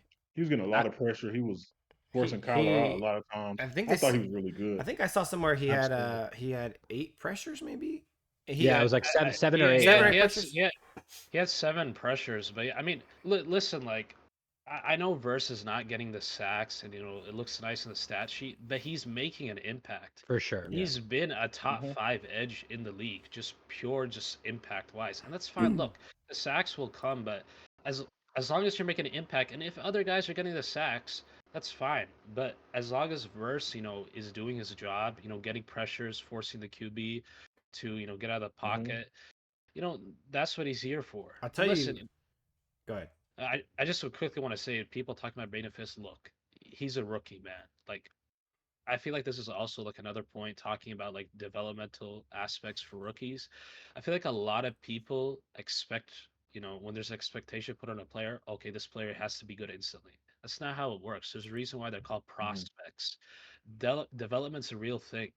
And I feel like sometimes fans are impatient and they just jump to conclusions. Yeah, well, plus he is good instantly. I mean, he is good. He's a first round. I mean, talent. he's good. He's already good. And that's he has what? He's got like 8 sacks, 8.5 sacks. He's a defensive rookie of the year candidate. Like, he's I already good. You know what? And by the way, he doesn't even get that many snaps. We're talking about a guy who gets like what? You know what? 50, I think it is. Actually, he got more, but yeah. Did he finally? Okay, so he finally got more, but in general, he doesn't get that many snaps. 71%. You know what? I okay, think good. Well, that's a positive. And Omar too, by the way. Omar too. Man, Omar's been playing great, man. So both those guys, we've been asking for more snaps for both those guys. They both got it. So I wanted to point that. So out. that's a positive. No, that's good. Yeah. You know what I think it is? Like, just quickly, just speaking on the Braden point, I think it's just a lot of those Rams fans who are mad that we traded up for him. And whether or not, he's a good player or not, and they probably know he's a good player, they just cannot admit the fact that they were wrong. And even with him playing well, they just try to put him down. Right. No, you know what? Go ahead. Yeah, sorry. And I was going to say, I think most Rams fans do like Braden Fisk. I think most of us are high on him, but I think you're right too. Like the only ones that don't are probably the ones that questioned it at first. So like to your point, now they just, since they're wrong, they try to like dance their way out of it. But sorry, what were you going to say, Ethan? No, I want to make a point on both of these guys. First of all, on Verse, I said it before once. I'm going to say it again. He reminds me of Aiden Hutchinson. Hutchinson struggled finishing off sacks in his rookie year, but got a ton of pressures. And now look where he's at. And the way you know that Verse is going to get there, the way you know Verse is going to be a 15, 20 sack guy is because you can clearly see, if you watch the tape and you watch the interviews and you watch the practices, that Verse he's him in the sense, not athletic traits or his talent, but that guy's work ethic is off the charts, like top tier work ethic. That guy his motor never stops. This is the same exact things I said about Hutch during his rookie season in Detroit, and I was like, he's not finishing the sacks, but he's just the guy who doesn't have any quit in him. He has no quit in him, and I see the exact same thing on Jared. I'm telling you, Jared Verse is going to be a 15+ sack guy. I'm willing to bet on it. And on the Braden Fisk thing, I do agree that a lot of it is that a lot of people overlooked him and are kind of refusing to admit it. I also think there's like an aspect to where, because he plays less snaps, he's not popping enough times on film. And the third thing is I do, maybe this is a wild take, but I do think some of it has to do with the fact that he doesn't really look like a football player. Like, that's funny. He just doesn't look like a prototypical dominant football player. He looks, he looks like someone's cousin in the Italian mob or something. You know what I'm saying? He looks like that dude in King of the Hill, like this, like the son grew up or something. Yeah. And he looks Bobby. Well, like being real, Braden looks like he still has some of his baby fat on him. He doesn't look overly athletic, but the fact is he's insane. He's an insane athlete. And so I do wonder if there's a little bit of that he just kind of looks like a dude and doesn't look like he's not ripped out of his, like you compare Fisk and Verse, and one of them looks like a Greek god and one of them looks like he either plays football or he's like a successful farmer in Iowa. You know what I'm saying? Like, right. Yeah, that could be part of it. And I remember his video of like when we announced we were picking him, he had like the gold chain and he kind of just looked like a guy who's hanging out at the local Italian restaurant. I don't know, but I feel like that's similar with Kobe Turner as well, and why Kobe Turner just doesn't get a lot of respect. That's Kobe Turner looks nowhere near. He just looks like an average dude. He does. They both, dude. That's a great point. They both just kind of look like average dudes. They don't look like athletes. They don't look like They don't look like guys who have unlimited motor. They don't look like guys who just like love football, but they are. Yep. Yeah, unfortunately, when you basically have the most ripped defensive tackle of all time in your team, and I'm not trying to disrespect them, but then you have these two guys come in who don't look, similar to AD. Hey, that's what happened. I'll take it a step further though. Like neither guy looks as strong or as athletic as Michael Brockers was, but they're both significantly more athletic than him and stronger. Yeah. Absolutely. Yeah. So it's something about the general appearance, because we get the guys like AD and Brockers, and he reminds me of great. They both kind of remind me of Greg Gaines, not talent wise, but like look wise. They kind of just look like these big D linemen, kind of space eaters. You don't expect them to be so fast and so explosive and so strong. Like if Greg Gaines was really good at football, he would be Braden Fisk or Kobe Turner. But and I love Greg Gaines. Don't get me wrong; he's one of my favorite. He's a big favorite player. But besides that, secondary guys. I mean, Omar, by the way, is like Mr. Clutch, right? How many 4th and 1 or 3rd and 1s does this guy have to explode through the gap and make a tackle? Love this guy. Yeah. I love Omar Spence, man. Dude, Omar's good, bro. We see he's a real linebacker. He's a real player for us. I can't even it's hard to describe, because you get guys, when Omar started making stops in the run game, it was like, okay, cool, this guy's awesome. But when you make like 5 stops on 3rd or 4th and short, in the course of like 5 weeks, guys, that's insane. That doesn't happen that often in football. These short yardage stops on 3rd and 4th down are a big deal, and he's doing them with regularity. Yeah, dude, by the way, we've done that a lot this season. Like I'm thinking Seattle game, this game, I'm blanking, but there's been like 4 or 5 games where we've had like huge short yardage stops. So we're good at that. We are good at that. You know why that is though? It's honestly it's kind of cliche and it's pretty obvious. It's because we finally have a good linebacker. Like, when was the last time do we remember having a linebacker whose capability of just shooting up the gap and just stopping the running back right in their tracks? Right. No, so I think you're 100% right, and I think it's the fact that we've always had a good D line, right? Yeah. But a good D line needs to be married with because we're plugging the gaps, we're filling the holes, we're getting push, and that's supposed to make it easy for the linebackers to come and make plays. But we had Troy Reader back there. And now, to your point, now that we have Omar, it's looking like it should look, which is a D-line that's very good. That's how a linebacker behind a good D-line should look. And Omar's capitalizing big time. And one of the things that I'm really enjoying about Omar is he has half of it, and I hope he can develop the second half. He's not athletic enough to be a top 10 linebacker in the NFL. Because, like, you talk about your top 10 guys, like Fred Warner, Roquan Smith, those guys are freaks, right? I still think, where did Omar go to college? You guys know? Was it? He went to LSU. He went to Oregon State and LSU. Oh, he went to Oregon State as well? Yeah, he went to Oregon State first, and then he transferred. Then he transferred to LSU. Yeah. I wonder if there's just a little bit more athleticism that can be unlocked through the strength and conditioning program and the nutrition program, because he's not quite the sideline to sideline guy I want as far as being a top 10 linebacker yet.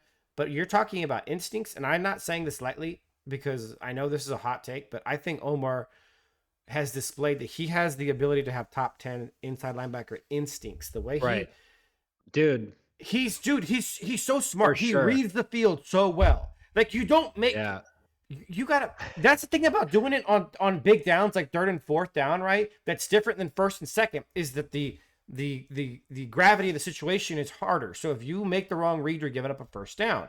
And so there's more of a necessity to think it through more thoroughly. Because if it's 1st and 10, you let up you miss your gap. Okay, it's a 5-6 yard run.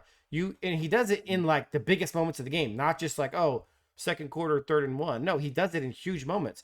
And Yeah. that's pure instincts. That's pure football knowledge. That's pure football smarts. He has such unbelievable conviction in what he thinks is the right play to do. He has no hesitation in him, bro. Right. I'm loving Omar Spates as like a future starting inside linebacker for the Rams. Legit. Me too. Oh, Me too. absolutely. And one thing I do want to say, like, to give credit, it's a funny thing, but we always say that our fan base is one of okay, I don't want to disrespect our fans, but our fan base is one of the, on the low IQ end of not the guys that listen to All this show, right. but you know what I mean. The other guys are still on the low Mm. I IQ. don't know. I don't know But if we want to say that. I mean, it's a new team. To be fair, they moved back to They're LA. they're It's a. fair. It's They're it's fair a. weather fans. They're fair weather. I feel you like know it's what? You know, OJ, that's nicer. a I better don't, word. Fair weather. And Fair weather. That's all why. That's right. what I one thing, call them. Hey, but you one know thing what I that will means, say real though, quick? That means that they have an opportunity to learn, and we have an opportunity to help teach, right? Yep. That's what we're here for. We're here to yes, talk ball. If you learn something, and great. You know. absolutely. And one thing I do want to give him credit is everybody in tandem was right about Omar Speights. Every single person in the fan base was saying once they saw him in the preseason, it was like Omar Speights needs to start for this team. He needs to play. And I just think that when the fan base is all together like that on one player, that just shows you how good that player is and how much of a how much notice they gave to the whole fan base. I think that was pretty cool, man. Omar has been incredible. And it was one play last week against the Jets. I think it was the Jets. We played the Jets last week, right? Yeah. Yep. Yeah. Just last week, it was one play where I think it was a tight end or receiver got a lot of yards, probably like 6, 7 yards, or like a first down or something. And Omar, when he was on the other side of the field, and he Oh yeah, goes, yeah, then he hits the guy. You seen that play? Yeah. yeah, yeah. And he I hits the guy and remember he that knocks play. him Yeah. totally off his feet, The man. And that's amount of just one times, thing we've missed. the amount of times that Omar has had to get to fill in for the mistakes of Roseboom on his side of the field is stupid. When Omar gets a better linebacker next to him, he's gonna go to a whole different level. He has had Yeah. to worry Yeah. about what Roseboom is doing since the moment he started. And I do want to give props because you're right. The fan base was on Omar. I think part of that has to do with how bad Reader was. We all Yeah. kind of agreed on Yeah. that. Yeah. But I want to give props again to one of my buddies, Ryan Spaghetti Swooty. He sent me mock drafts with Omar Spates going to the Rams in the 5th round like 20 times before the draft. Yeah. Which would have been a fine. That would have been a good pick. 100%. Even in the 5th round, He was easily. on the Omar train, and I watched him. Was like, he's cool. I was more focused on other positions, and I was like, yeah, I wouldn't mind him in the 5th or 6th round. We got a lot of 6th round picks. I mocked him a couple times, but solely off of my buddy's word, and he was on it like way before anyone else that I know, or even in the public eye. So Yeah. Yeah. Omar, and then Kinchins. Kinchins is man. He's improved so Shout out much. Cam, man. He's so He's improved solid. a He lot, was bro. great yesterday, wasn't he? Yeah. Mhm. And He that was, and he- he's he and was he's been phenomenal, yeah. he's been good like every week now. Like he's just consistently good. Curl was solid, except for when Shula repeatedly put him in deep coverage for Hey, listen. whatever Speaking reason. of They got to stop doing that, bro. Hey, speaking of Kitchens, though, I'm gonna say this. The point we were talking about, overreacting to rookies performing badly. Yeah. A lot of Rams fans Oh my gosh. were just harping on Kitchens when he was thrown into a situation to start when John Johnson III got hurt. Yeah. I mean, I'm not gonna listen. lie, that was me.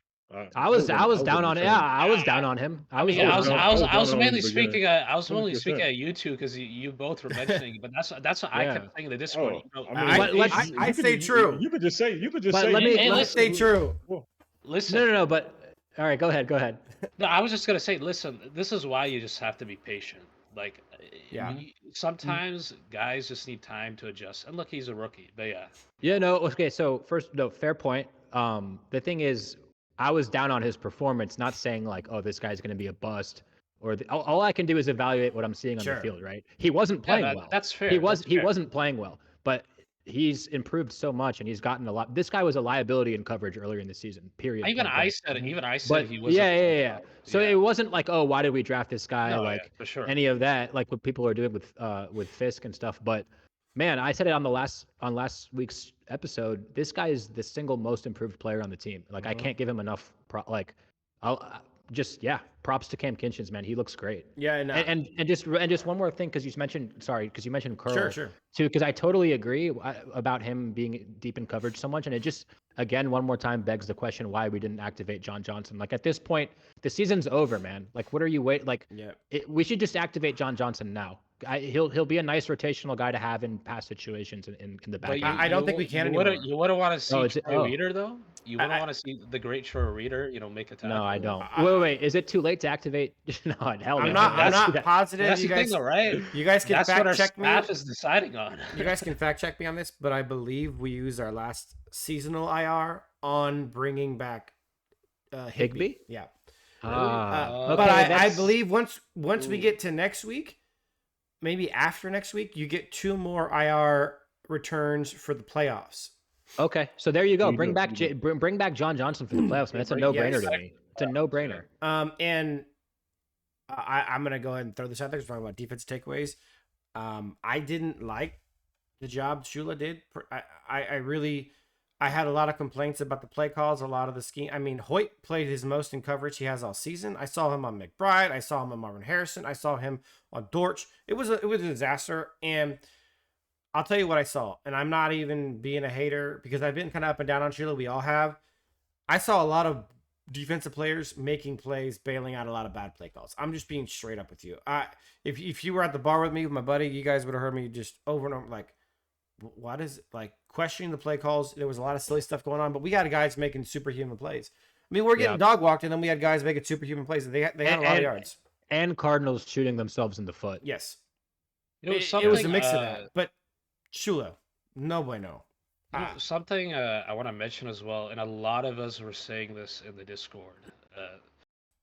Shula just has this like weird like I don't know what to call it, but just it's like in Madden you just pick the same play and just spam it over and over again. For some reason he loves spamming this soft coverage blitz, which is probably one of the worst plays I think I've seen in my life, because think about it, right? You're sending a blitz, right? So you're sending what, 5, 6, 7 guys at the line, right? But when you're setting a blitz, you're supposed to be playing press up because you have limited guys in the back, in the back end. So you don't just allow just a free 5, 6, 7 yards. So when we send our blitzes, we are playing off coverage. So basically, it's an instant free 5, 6, 7, 8 yards. And we did that. I can count at least probably like 10 times that game. We did that. Yeah. This is, I mean, it's cool. I was higher on Shula's performance than you two. I think what y'all are is, it's fair. I can see why it's like a 50-50 thing, but I think, Joe, to your point earlier, like this is a team that we played earlier in the season that put up 41 points against us. What it was an improvement. I think there's still issues, obviously, but to play the same opponent twice in a year and see an improvement is I guess a positive takeaway. And also we talk about like, can we put a couple caveats into that? Sure, but let me just make my point, and then like we talk about process over results, and I think for example, we did a much better job containing Kyler Murray in that game. That was probably the biggest positive takeaway for me, because in the first time we played them, he kept getting the edge. I can't even count how many times he made Jared Verse or Byron Young, miss, or they just had bad discipline or bad contain, and he kept making plays outside of the pocket. I think we did a much better job in that. Now, not a perfect job. He still broke contain a couple more times than I'd like, but I think we did a much better job containing Kyler Murray. So the game plan from that standpoint, I think, was an improvement. Some of those blitzes worked. We forced some bad decisions and bad plays from those blitzes. Yeah, but that's a broken clock, right? Like my point wasn't really that. When you blitz that much, no, I wasn't even saying my point as like a refuting yours, OJ. I was just saying in general, like I was higher on Shula's performance than you all. I think it was an improvement. Now that doesn't mean it was good or it was great, but I think it was an improvement. I think there's a couple caveats to that, though, when you're comparing earlier in the season to this season. Number one, you have pre-Call of Duty Kyler Murray post. I mean, it's like we joke about it, but like, look, this is real, right? No, it's the Call of Duty part is a slight joke, but you're right that This is Call of Duty. he's fallen off. He had 100 passer rating before Call of Duty, right? Right. Decent play. Post Call of Duty, he's been bad. So that's one. This is a real thing. At this point, it's not even a joke. A sub 80 passer rating is disgusting. Okay, so that's one point. The second point is both tackles are out. Okay, so that's obviously hurting. Right. And their top 2 running backs missed pretty much the whole game. I mean, Connor played all fair. a couple of drives, and then Trey Benson also was out. So I mean, it's there was I will say there was an adjustment made. We were trying to pressure a lot more. We were trying to contain a lot more, and that stuff did work. And maybe that speaks to the like game plan coming into the game with the play call. I mean, like Joji it was said, a better game plan. Yeah, I think it was a better game plan. Yeah, but the reckless, and he's just spamming blitzes like so often, and for every time they worked, they didn't work like 7 or 8 times. Yeah. Their best runs were all draw plays, just playing off the over aggression that we were doing. It's kind of weird because we have a good front 4, right? So like maybe we shouldn't be blitzing so much because those guys get pressure, and then versus our back end isn't that great. So I feel like maybe we're not the type of go ahead. I know, it's a great point. I watched the video and I talked about it like 3 or 4 weeks ago. Basically, it was a video breaking down film in the NFL level saying, hey, the best defense this season in the NFL, without question, has been cover 2. Cover 2, dropping 7, rushing 4, has been far and away the most. Why is Mahomes having such a hard season? Because everyone is playing cover 2, drop 7, and rush 4. And if they get any pressure in that, with clogging all those passing lanes, it's super effective. It's been far and away this guy had video and he had stats, and it was basically quarterbacks against cover 2, dropping 7, rushing 4, was like 8 or 9 quarterback rating lower than any other defense scheme in the NFL. And for some reason, we never do it. We almost never do it. I mean, for me with Shula, man, I think everything should be fluid. Like in the Jets game, we couldn't get pressure with the rushing 4. So I think that game we probably should have blitzed more. We didn't blitz enough in that game, in my opinion. I think we should have blitzed way more. The Jets game? The 4 was the Jets game. Yeah, if we're gonna blitz, like I agree. Can we have creative blitzing? Can we have some? If we're gonna be aggressive like this, can we be like? Hey, well, Michael Hoyt dropping back into coverage and sending someone else is creative. It's just not good. but can we have more? I'm talking about like your nickel corner blitzing, or Cam Curl blitzing, or Cam Kinchin's blitzing, which or works. Omar Spates blitzing. Yes, can we? Our blitzing ends up being, we're sending Michael Hoyt too, and we're gonna send Quentin Lake. Like, bro, get out of here. Give me something creative. Listen, every time he blitzes Cam Curl, it works every time. I mean, that's the thing. It works a lot. Cam Curl is a box-to-box safety. That's his strong suit. Cam Curl would probably have maybe 4 or 5 sacks. And by the way, Michael Hoyt blitzing up the middle is not a blitz. Okay. Yeah. It's just not. Omar Spates blitzing up. The whole point of blitzing up the middle is that the guy's supposed to be fast enough to get through the gap before it closes. Hoyt is not that guy. Omar Spates can do that. Cameron Curl can do that. So can Cam Kinchins. So can, by the way, Kobe Durant has had a couple of nice blitzes this season too, but he doesn't do it very often. Let's get creative. The really successful blitzes in the NFL are unexpected. And then, by the way, when you do that and Kobe gets home, he can then fake blitz and drop into zone and get an interception because it's not you can play off that stuff. I don't want to just dump on Shula because he just sucks, bro. I don't know what to say. I don't. He's very predictable. Yes. He picks a certain style of defense scheme and he just sticks with it. And when an offense eventually adjusts to it, it'll work for maybe a quarter or a half. But eventually, a halftime, we saw the Cardinals, they adjusted to it. With the draw run game, with the quick passes. They were tearing us up. The second, they were tearing us up. You know what? That's a great point. The first half, our defense was much better. They came out adjusted, and Shula didn't have an answer. Yeah, exactly. Yeah. I'm in a weird spot with it because the last maybe 3-4 games, the results have been there, but we've played all these bad offenses and mediocre offenses. So I'm kind of just no, I get it. I'm kind of it's murky for me. I'm not really sure. I got to see it against a good offense, obviously. And so we'll see. Yeah, and I mentioned this before. I just kind of want to hammer it home. Is my kind of basic takeaway from evaluating play callers specifically rather than game plans is like, how many times do you watch a play and go, oh, hell yeah, that was a great play call? And how many times do you go, Shula, McVay, whoever it is, what the hell are you doing? That didn't make any sense. Like in any way you think about it, that made no sense. And with Shula, it's far more head scratchers than it is like, oh yeah, that was nice. And I look, let's just be real. He's gonna be our DC for at least the next 3 years. Yeah. There's no please. I pray Dude, that's not listen, bro, you just got to accept facts. I I'm accepting think it. he's right. I'm just hopeful he can get no, better. you're probably right. Like, there's no way he gets a head coaching position. No, he's not. But also, there's no chance. Sean ain't firing this guy. Like you guys understand, right? That's buddy. yeah.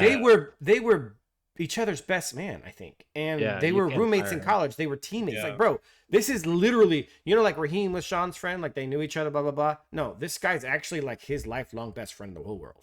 Yeah. Now maybe he gets a head coaching job at like a college, but other than that, well, we need a Liam Cohen situation. I like where you're at. Right. I mean, here's the thing actually, exactly. Yeah. If Shula is gonna be our DC for the next 2 to 3 years, one thing I ask for him though, even if he does suck at play calling, learn how to make adjustments. In the NFL, if you just stick with the same scheme and the same game plan, you're gonna get figured out easily. And we've seen that with how about learn how to make adjustments. Remember he said when he got hired that he kind of mixed in some Wade and some Raheem? Yeah. How about you throw all the Raheem stuff out into the trash and you bring in some some Staley stuff, bring in some Vic Fangio stuff, bring in some Brian Flores stuff. Get exotic, get fancy, man. Do some stuff that is unexpected. Yeah. And we're talking about blitz formations, right? Blitz plays. Vic Fangio is gonna definitely have a lot of creative blitz play calls in his playbook. I mean, just could have had Vic Fangio. I mean, listen, just pick. Look at all the great DCs, right? Pick something from each of them. What do you like? Put it together and make it your own. Don't just be like, I'm gonna be Wade Phillips and Raheem Morris, and you're basically just Raheem Morris 2.0, realistically. But yeah. So I want to switch it up this week. There's no reason for us to talk about the Seattle game too much because we very well may be sitting starters. So let's finish up with stock up, stock down, and then let's just talk about the playoffs. Let's talk about what adjustments we can make, things that we think that we could do. Let's just dive deeper into that because that Seattle game, look, it's meaningless. We lose, we win, we rest starters, we play starters. Who cares? Let's talk about stock up, stock down first, and then we'll dive into just like not just the playoffs, but maybe talk about the future. Stock up, offense. Who wants to get started? I'll go real quick. Well, not quick actually. So I have an honorable mention, and then I have one stock up. My honorable mention is the offensive line. I know Ethan mentioned earlier how good they've been. I looked it up. They haven't given up a sack in the last 4 games. My gosh. So that's phenomenal. That's been real. Yep, guys, been really impressive. Real quick, I just want to hammer that point home. Some guys get sacked in the NFL over 60 times in a season. I don't think people realize how insane it is to not let up a sack in 4 games. That is insane. Yeah. That is insane. And by the way, we haven't been facing bad defenses who can't get sacks. Right. Like we've been facing. We've actually faced some good fronts. Yeah. Yeah. I mean, who are the last 4 teams we played? I mean, the Niners have a good front. The Jets have a good front. Yes. So yeah, definitely. Niners, and the Cardinals have been surprisingly good front this season. And then the Bills. By the way, the Bills are a sack machine. Yeah. So they are. They're like top 10, top 5 in sacks. The O-line is playing out. So I just want to hammer that point home. It's hard to wrap your mind around how Caleb Williams has been sacked like 60 times. Like, right.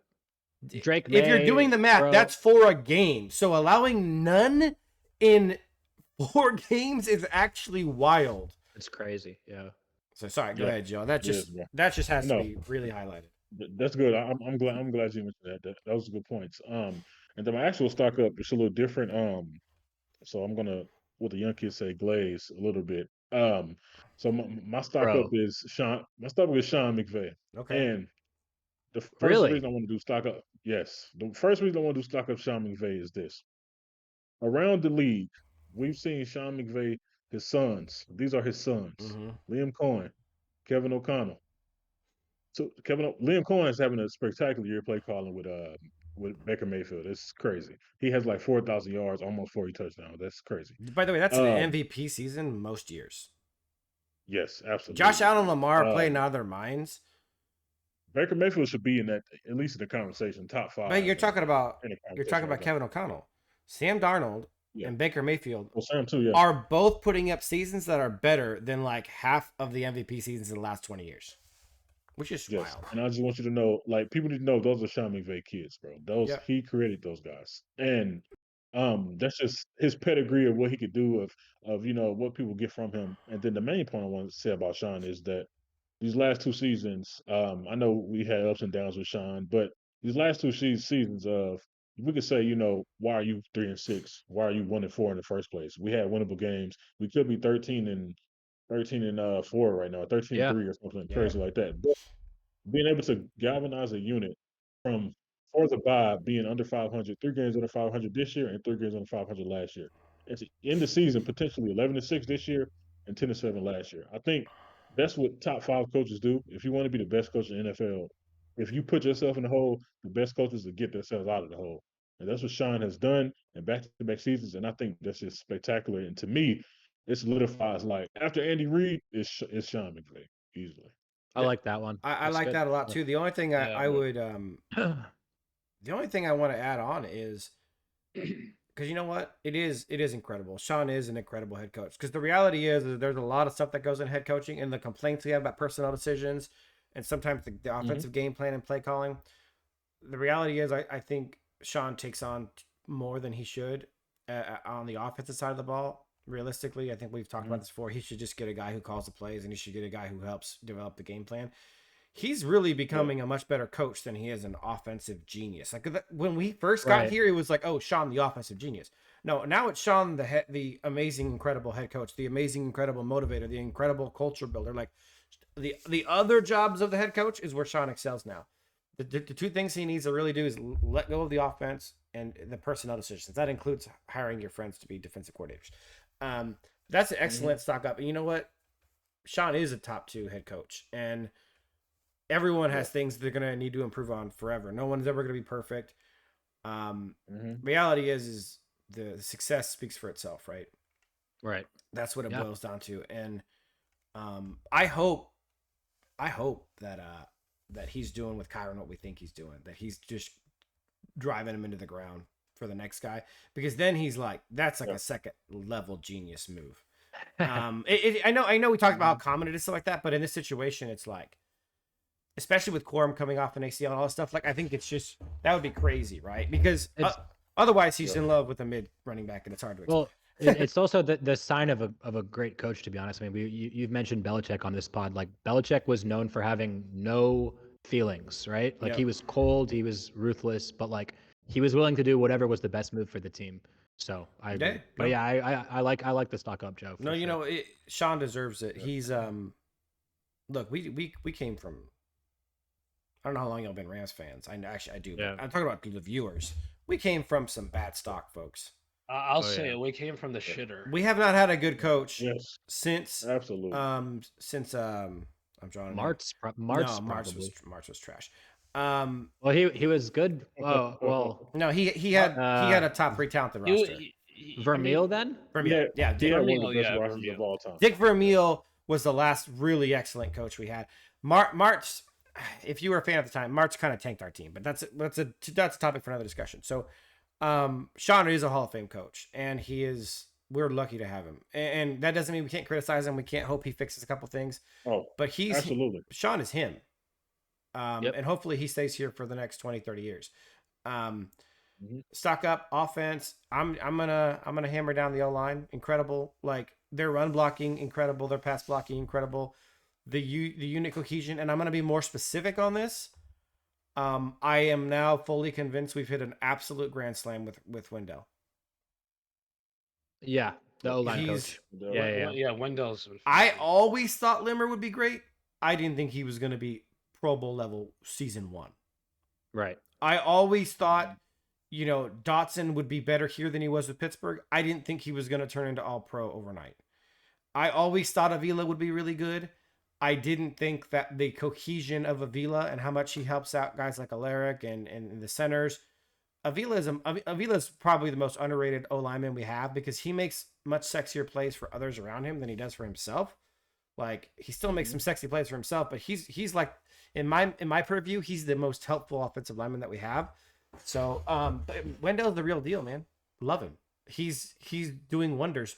Havenstein is playing the best tackle of his career. Like this is crazy, right? Yeah, it is. Absolutely. On That's super paper, crazy. this O line has no business being top 5 in the NFL, but it is. Right. Yeah, 100%. I'll go. I mean, you guys pretty much like Ethan. You described that. I had the same thing. I had the O line. I'll go a bit more on Avila. I mean, this is a guy that I feel like is just underappreciated around the league. Like Yes. he's a. I mean, he was a second. I mean, yeah, he was a second round pick, but he's athletic. He's a phenomenal pull blocker. He's a phenomenal pass. I mean, he didn't allow pressure this game. He was phenomenal at pass blocking. I think he's only allowed like one pressure since he's been back. I mean, that is legit all Pro Bowl level play. I mean, there's no other way to put it. Like, I feel like a lot of our offensive linemen are underappreciated and they don't get the respect that they deserve. And I hope this year the voters, the All Pro voters, give them the respect that they deserve. Yeah. Yeah. I want to real quick hammer down this point about Avila because it's something I'm passionate about, as I've been talking about. But this is just an anecdote, and it's probably something that people are going to dismiss. But he's rated 75 on Madden, and we're talking about people's perception of him. That is crazy. That is. That's not good enough for Woody Johnson, though, right? You're talking about people's perception of him. That's insane, right? 75 is Madden is kind of a conglomerate of perception. That's what Madden is, to an extent. I mean, even a guy like Dotson is like what 85 now. He's 85. All subjective like ratings, of course, but it is heavily skewed by people's overall viewpoint on if a player is well liked, his rating is going to go up. Yeah, and sure. 75 is crazy. Avila's at least a 83, 84. Right. Right. And Dotson's probably a 90, to be honest. He's at 85. Our O-line is incredibly disrespected. It's crazy. Even our own fans, I see them arguing when there was a debate between Lions and Rams, they were like, you have a top 3 O-line. Ours is bottom 3. I'm like, bro, you're smoking crack. We have a better O-line than the Lions do. That's a fact. Like Madden, if you've played Madden, like if you notice certain teams, they like to bump certain players' ratings, and they don't lower them when they play poorly. Yeah. Dallas Cowboys is one of those teams, by the way. They never adjust the ratings. Totally makes sense. But yeah, great calls. Go ahead, Will. Yeah, so like Joe, I'm gonna do an honorable mention first because there's no other place where this perfectly fits, but it has to be mentioned. Is stock up special teams. Special teams has improved a lot this season, and I don't think it's been talked about enough. First of all, Josh Carty has I think he's got his confidence back. I think he's got his swing back. He's kicking the ball well, high and straight. Ethan Evans has been pinning punts inside the 5, and then Xavier Smith and Jordan Whittington have done an awesome job in punt coverage. And we got the blocked PAT that made a huge difference in that game. Like we got the blocked punt against Buffalo a few weeks ago. Like special teams has been great. So stock up for them. And then I'm gonna do a stock up for Rob Havenstein specifically, which might sound weird because he didn't play. No. But this game like made me appreciate him more. Like Joe Noboom's awful, and he had a bunch of holding calls. And like, yeah, we talk about no sacks, but the thing is, on those pass rush sets, Noboom had to hold because he got beat so bad that he like had to hold. Like those could have been sacks, but he held. All that to say is like Havenstein, we need like I was just watching that game like, bro, Havenstein is such a big piece of this team. Like we need this guy back. So stock up for Rob Havenstein. That actually makes perfect sense. Stock up defense. I am real quick. Sure. I'm sorry, Ethan, to cut you off. Real quick, Will, just to back up your Josh Carty point. LA Rams PR filed a stat that said Joshua Carty surpassed 100 career points, becoming the second rookie in franchise history to accomplish the feat, joining Frank Coral. So he he also missed some kicks. He's having a good season. He also passed up Greg Zuerlein as the most field goals made in a season for a rookie. Yep. I think he's actually. I think he's actually second. He's second with 24. I don't know if he passed them. Oh, I thought he passed them this last game. I thought I saw that. I could be wrong. The Rams, they posted something. Yeah, so he has a second most made field goals by a rookie in franchise history. Okay. But is Okay. he close to passing? Like, could he pass him next week? He probably is. I don't know what's the specific stat, Zerline, but he probably is gonna pass him. Let me see if I can Let me find check. it. Mhm. It's worth mentioning because Cardi. Honestly, He's behind. He's behind one. Greg Zerline. Oh, Nice. No, only one. okay. no, Okay. no, no. Lou Jackson actually said he passed him. Yeah, that's what I thought. No, yeah, All right. yeah. Greg Then why the Greg hell Zerline's did? number 3. Greg Zerline is 3. Oh, okay. Oh, So okay. He Zerline's passed Greg 3. Zerline. Yeah, number 1 is that Coral guy that I said. Okay, Sam okay, okay, Coral. okay, got it. He is number But 1. but how long Okay. ago All was right. he? All right. When was he a Ram? Must have been I don't know. forever I don't ago know who because that in my Years ago, life, it yeah. wasn't in my lifetime because I remember Yeah. it was before Zerline. It was what, like Jeff Wilkins? Oh yeah, or- we're talking 78, by the way. Okay, Yeah, so yeah. Yeah. modern. Anyway, he's having a good season. That's the A point. good year. Yeah, yeah. and he's great. His kicks are so straight, even when he misses his straight. So when he gets better accuracy, he's gonna be dynamite. He's not a guy hooking kicks left and right. I've always thought he's gonna be awesome. Okay, stock up defense. I'm gonna make it super simple, super. Man, I'm gonna double dip, and you guys will probably piggyback off me on these. I can't. I said it last week. I'm gonna say it again. Omar Spates and Cam Kinchins just continue to like. Every week we see new wrinkles of their game. Every week we see them growing. Every week we see them getting better. So it's like I can't help but stock up them over and over again. I think I've done it like 3 or 4 times now, but the pair of them, the growth they've had this season has been unbelievable. Like, Yeah. when's the last time we saw rookies grow this much throughout the course of a season? Right. Yeah. And we could debate Spates because maybe he's been this good all along, but even since he's been starting, he's grown a lot. No, yeah, I think he's improved even in His those few coverage games. skills, like he's showing new wrinkles every week. Anyways, those guys deserve all the flowers, man. Because you know what? They play 2 really important positions. They cover the middle of the field on the back end. Mm-hmm. I agree. Who wants I'll to go next? I mean, that was a good point, Ethan. I'm gonna just go with Fisk. I mean, once again, he had 5 pressures, he had 2 sacks. He just continues to get better and better. Quietly, it's crazy because he's quietly, snuck himself, into the defensive rookie of the year race. Yeah, He's right there. Yeah, he's in there for sure. I mean, honestly, I'm not shocked by this. I expected this. I was very high on him in the draft. We were mocking Fisk in the first round at 19 to us. Yeah, I mean, we didn't think Verse would be there. I To didn't be know fair, yeah, we thought Verse was gonna be potentially top 10, maybe early, mid-round pick. Yeah. Mm-hmm. Yeah. I guess I'll go ahead and go. My stock up is Akello. No, I'm joking. Don't. I was My about to stock up say, is man. no. My stock up is Omar Spade, same as Ethan. It's just I've been It's watching week by crazy. week. He's been getting better and better. He's making plays. Like Ethan said, he still has some rookie things they need to shore up. He has some growing pains. Sometimes in coverage he could be a little iffy, but even though the Devontae Adams play last week was amazing, I recently watched the replay of it again. That was spectacular. Shout out Omar Space with that. But I think he needs a little bit room to grow, but he's still at a level to where nobody expects him. He's a starter in the NFL. He's a actual really good linebacker, and I'm proud of the guy, man. Shout out to Omar Space. That's one less hole we got to fill next year, man. Love it. Absolutely. Yeah. So, I have Chris Shula, and I'll explain it. I think we all do. Ethan said this the other episode, but we all do stock up a bit differently. For me, like by definition, like a stock, it's like I'm comparing Chris Shula to what I thought of Chris Shula before.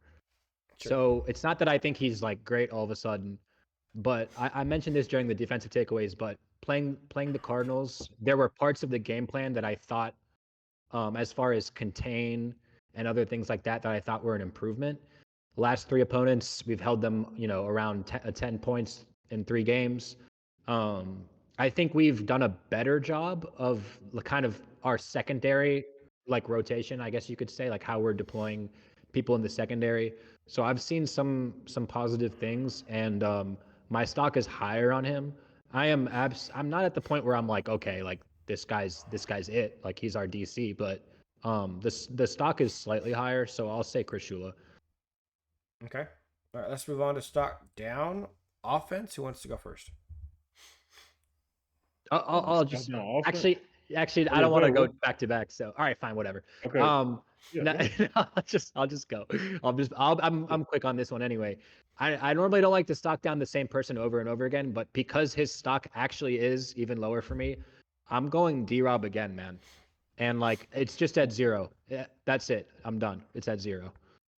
It might be in the Yeah. negatives, man. Probably he sucks. Man. He He sucks. is who we thought he was. I mean, I mentioned this weeks ago. Yeah. It's not shocking. I'll go next.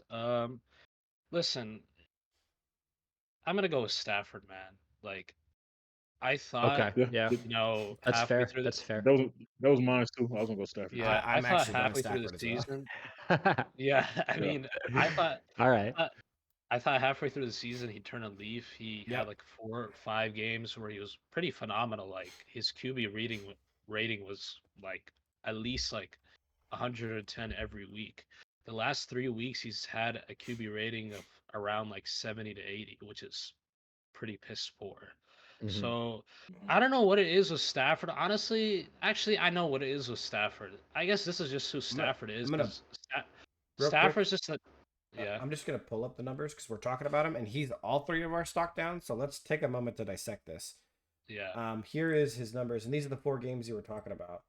Where in this 4 game stretch right here against the Patriots, Eagles, Saints, and Bills, he 10 touchdowns, no picks, 124 passer rating. He was actually really good, but we can talk about the rain, we can talk about the cold, but man, he's just not been accurate. He's been making terrible decisions again. Like it's been really bad football the last 3 weeks. Yeah, I mean, I like I mean, was the saying, rain and cold, I get that, but the Arizona game should have stopped yeah, all the that Arizona Yeah. game blood makes right no there. sense. Yeah. I mean, yeah, like I was saying, like I just feel like what I've noticed with Stafford, he's just a type of guy that just has different like versions of himself throughout the year. Like he'll Yeah. have like Yeah. stretches where he'll play really well, and then he'll have stretches where he just plays poorly. I just think that's the type of QB he is. Yeah. I think that's right. Yeah, I think that's true. But I think it's getting worse. And Yeah, it is getting worse. Like he's definitely like regressed so as like a I'll segue that into my stock down because that's kind of where I'm headed. Is we've talked about it for the season, and when season started, even halfway through the season, I was like, I'd be okay with Matt being the starter next year, but I think we need to start finding a replacement. I don't think I'm okay with Matt being the starter next year anymore. And it's actually for the same reasons that Joe mentioned a couple of weeks ago. It wasn't about Stafford, but he was mentioning basically like we have such a solid young foundation to build off of. We should really be trying to win more in the next 2 years. And I just don't, man. That was actually I think an argument for Stafford, but we can't be having this guy who randomly just he's like far and away leading the NFL in turnover worthy throws and dropped interceptions now. Like it's getting bad. The decision making is bad. The accuracy has been all over. He's either like pinpoint or the ball's nowhere near the guy. Yeah. It's been getting silly, and this consistency is not good enough. Hey, listen, we love to like harp. I quickly want to say we love to like harp on Gino saying that he's a poor man Stafford. He's either really great or he's really poor. I'll be honest with you, this season Stafford has kind of looked like that. He's either just absolutely pinpoint accurate, making ridiculous throws like in the Buffalo game to the throw to the sideline to Puka, or like for example this game where he had that one drive where he had 3 turnover worthy plays. Just like, man, what are you doing? Like, what are you looking at? But yeah. Yeah. I mean, we're gonna go into it, but if Stafford shows up how he's been showing, we're not gonna win a playoff game. No. That's just super. That's super simple. And for me, like to Ethan's point about like the future and whether we want him, next year and the following years, my take on that is just like super simple. It's exactly what you're saying, Joe. It's as simple as if he doesn't show up for the playoff game, like if he has one of those games that we just saw against Arizona in the wild card and we lose, I think that's it for me. So I agree. that's where I'm at. I have hope because he played really well in the wild card last year, but we'll see. Here's Stafford the last 3 seasons, and it's ugly. 91 passer rating, Yeah. He has a 4% touchdown rating, which is pretty bad if you guys know that stat well. Just as an example, you got guys like Lamar and Josh Allen and Goff and Darnold and Baker who are all over like 7% on the touchdown rating. So he's just not throwing very many touchdowns, and a lot of that is his fault. He's been playing horribly in the red zone. We could talk about a lot of different things, but the red zone problem and then interception rate, 2% interception rate is pretty bad, and I think he's got a heavy amount of fumbles as well, and it's just like, and the interception rate could be a lot worse. We talked about the drop interceptions. It's just not a guy I'm like comfortable or confident in that he can lead a team to a Super Bowl or like be super competitive against good teams. Because if bad Stafford shows up against a good team, we don't stand a chance. And that's how we kind of judge people, right? You judge them by like their heights. Stafford's heights are really good, but now his valleys. Before a bad game for Stafford was kind of like he still threw for 250, 300 yards, maybe threw a couple picks. He was a gunslinger, a little bit careless with the football, but he was still slinging the ball all over the yard, right? That was bad Stafford. Now bad Stafford is he could easily throw for less than 150 yards in any game. Right. Just missing throws left and right, and you get turnovers possibility. Like bad Stafford is no longer that good, and then good Stafford Buffalo game, like still incredible, but like the dips are getting much worse. Yeah, I think that's right. Yeah. Absolutely. And unfortunately, if you are, I mean, I still like Stafford. I'm still willing to see what happens in the playoffs. But if you are in the camp of wanting to move on, this year is not a good year to move on from a QB. The draft, like I don't really love the QBs in this draft, and the free agency pool isn't the best. Darnold's So technically I don't really know what our other option would be. Darnold. Yeah, the top three options right off the bat are going to be Darnold if they don't re-sign him, or trading for JJ if they do re-sign him, or actually I like JJ McCarthy. Or there is I mean, look, I'm bananas for Dylan Gabriel. I the more I watch him, the more I like him. He is so good. We could take him late in the first, right? Late first, early second, yeah. No. Okay. You could take an early second, but like I think he's going second round. I don't think he's. I agree. It's gonna depend how he performs in the Senior Bowl and which is tomorrow. Tomorrow he has his playoff game, his first playoff game. But by the way, I'll watch him and see what's. But here's the funny thing, right? And this is kind of what has me hoping that we can get him later in the second round. Is we watched this game between Penn State and Oregon, right? And everyone was like, Drew Allar's so good. Yeah. And he had like a pretty mediocre game. He threw a pick. I think he had lost a fumble, and it was like 280 yards and 2 touchdowns. And freaking Dylan Gabriel blew the socks off of Drew Allar, and no one mentioned him at all. There was no mention of Dylan Gabriel, who, by the way, won the game, who played a much cleaner game, who had more yards, more touchdowns, more everything. And that has me going, he just keeps flying under the radar. That was the Big Ten championship game. And then you also know Drew Allar went back to school too. Which is the funny part. Yeah. Smart. Probably I would be willing to draft Dylan Gabriel with our later first round pick if we have to. Yeah. Okay. I agree. Okay. All right. Stock down defense. My stock down defense is super simple. This one was it's a Keller Witherspoon. Now I know it's kind of sacrilege to say that because he got the incredible pick. Bro, me personally, I thought that was an incredible play. It was an incredible play. That was all him diving for the ball, him catching it. That was an incredible play. But absolutely, one thing I don't want to ignore, and there's certain people that ignore this when it comes to this certain player. Keller Witherspoon was getting cooked the whole game. And he also cannot tackle. He was getting ran over. He was getting pushed out the way. Keller Witherspoon is not a good cornerback. He makes plays. Like he had a good breakup that game in the end zone, and then he had the interception. So I don't really want to dog him that much because those are incredible plays. But from our end zone all the way to the Cardinals end zone, the whole middle of the field, he was awful. He was getting from end to end. He was getting shredded, bro. And that I gotta stock down on Keller. He's getting. It's just the perception of Keller is just so funny to me these days. It's just crazy. So it's a prisoner of a moment. Yes. Like, people they'll see a player make one great play, and then from that their entire perception of the player is, that player is a great player and they play great. When in reality it's not true.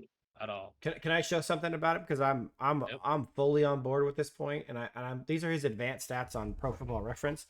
But like last week, everyone was talking about him being like the greatest corner that I've put on cleats, and he lit up 7 out of 10 catches for 79 Yeah. yards. I mean, he got cooked all day, and everyone's like, but he had that one pass deflection. I'm like, okay, bro, can we chill? He also got cooked pretty badly against San Francisco. And we can look at these freaking incompletions, but remember, it was heavily in the rain. There was a lot of drops from San Francisco and a lot of balls that were being thrown poorly by Brock Purdy. So the completion percentage is more of a mirage here. It was he didn't play this good, but like again, not a great game. And throughout the whole season, remember earlier he wasn't a starter. He was kind of playing spot minutes. But look at the quarterback rating allowed. Like bro's been getting cooked all season long. His missed tackles are unacceptable at 15% of his Cardinals game. Oh, it hasn't updated yet. No. They don't update till Wednesday. But I can tell you what it's going to look like. I know for a fact he let up at least 6 or 7 catches. Yeah. Yes, I mean, it was clear. See, this is such a great point for when you're trying to evaluate a player. You can't always trust the coaches of that team, because they do fall in love with guys. Like they fall in love with human beings. That's they get fact. it. They get it wrong. They get it wrong all the time. Yeah. You know who you trust? You trust defenses. And by the way, you definitely don't trust the coaching staff that played Troy Reader for 10 weeks. Correct. You trust the opposing teams. And this is what I mean. When we talk, Kyron, what does defenses do against Kyron Williams? They never stack the box, ever. He's the least stacked box guy in the NFL, because teams are not afraid of him. Cooper Kupp, not getting targets, but he's still getting double teamed most of the game. He's getting bracketed most of the game. The opposing coordinators are telling you, hey, Cooper Kupp is still something to be feared. And vice versa on the other side. What happened in the last 2 games? They said, oh, hey, where are we going with this play? Find me a killer Witherspoon, and I'm gonna, and that's who we're throwing the ball to. 10 targets in a game. It was 9 targets against San Francisco. 10 targets against. What happened to Darrelle Revis when he was playing ball? 0 targets. No one threw the ball his direction. But you're talking about, I guarantee you, when Arizona gets updated, he was targeted at least 8 or 9 or 10 times. Hey, they went after him. That's true. Like Will, just to back that up, last night, AJ Terrell was on Terry McLaurin. Oh, dude, AJ Terrell played so well yesterday. Who had a wonderful. Terry McLaurin had a wonderful year. I think they said he was on him like 20 plus, maybe like 30 snaps, and he gave up 1 catch for 5 yards. I love AJ Terrell. Yeah, that's what it should look. That's what it should look like. Yeah, the lockdown corner. That's what it looks like. Yeah, no, go ahead. But I'm just hammering on the point. And you talk about Troy Reader, right? What did teams do when Troy Reader was healthy? They ran the ball straight up the middle, or they passed to the guy. They picked Troy Reader. They picked on him over and over and over again. This is what coaches do. You to figure out who coaches fear, you figure out who they're picking on, and that is it. Those are the guys. Yeah. No, I think that's really well argued by both of you. Like, to both of your points, I think I'm not trying to dump on the guy. Like, I think Ahkello Witherspoon, for what he was supposed to be, right? Like, he's a corner making like $1 million who came in as an emergency, basically, Totally. right? I think he's fine. I'm not even saying he's like so bad, but I think the perception versus the reality of, because to Ethan's point, he's had these splash plays, like the 4th down stop against Devontae, which was a nice play, and then this pick against Arizona, where it's like, okay, so because a ball got deflected up in the air and he made a catch, he's a good corner. Like, that's not even. It was a good catch. It was a great catch, but like that. But that doesn't. It doesn't mean he's. You know who it reminds me of? It reminds me of McCullough. What did we tell you guys on McCullough? We said pump the brakes on McCullough. All 4 interceptions went directly to him. Easy catches. Right. There's more to it. And it was a huge play. And it's a clutch play, and I give him a lot of props. But I don't have to divorce that from all the stats you just showed of letting up catches,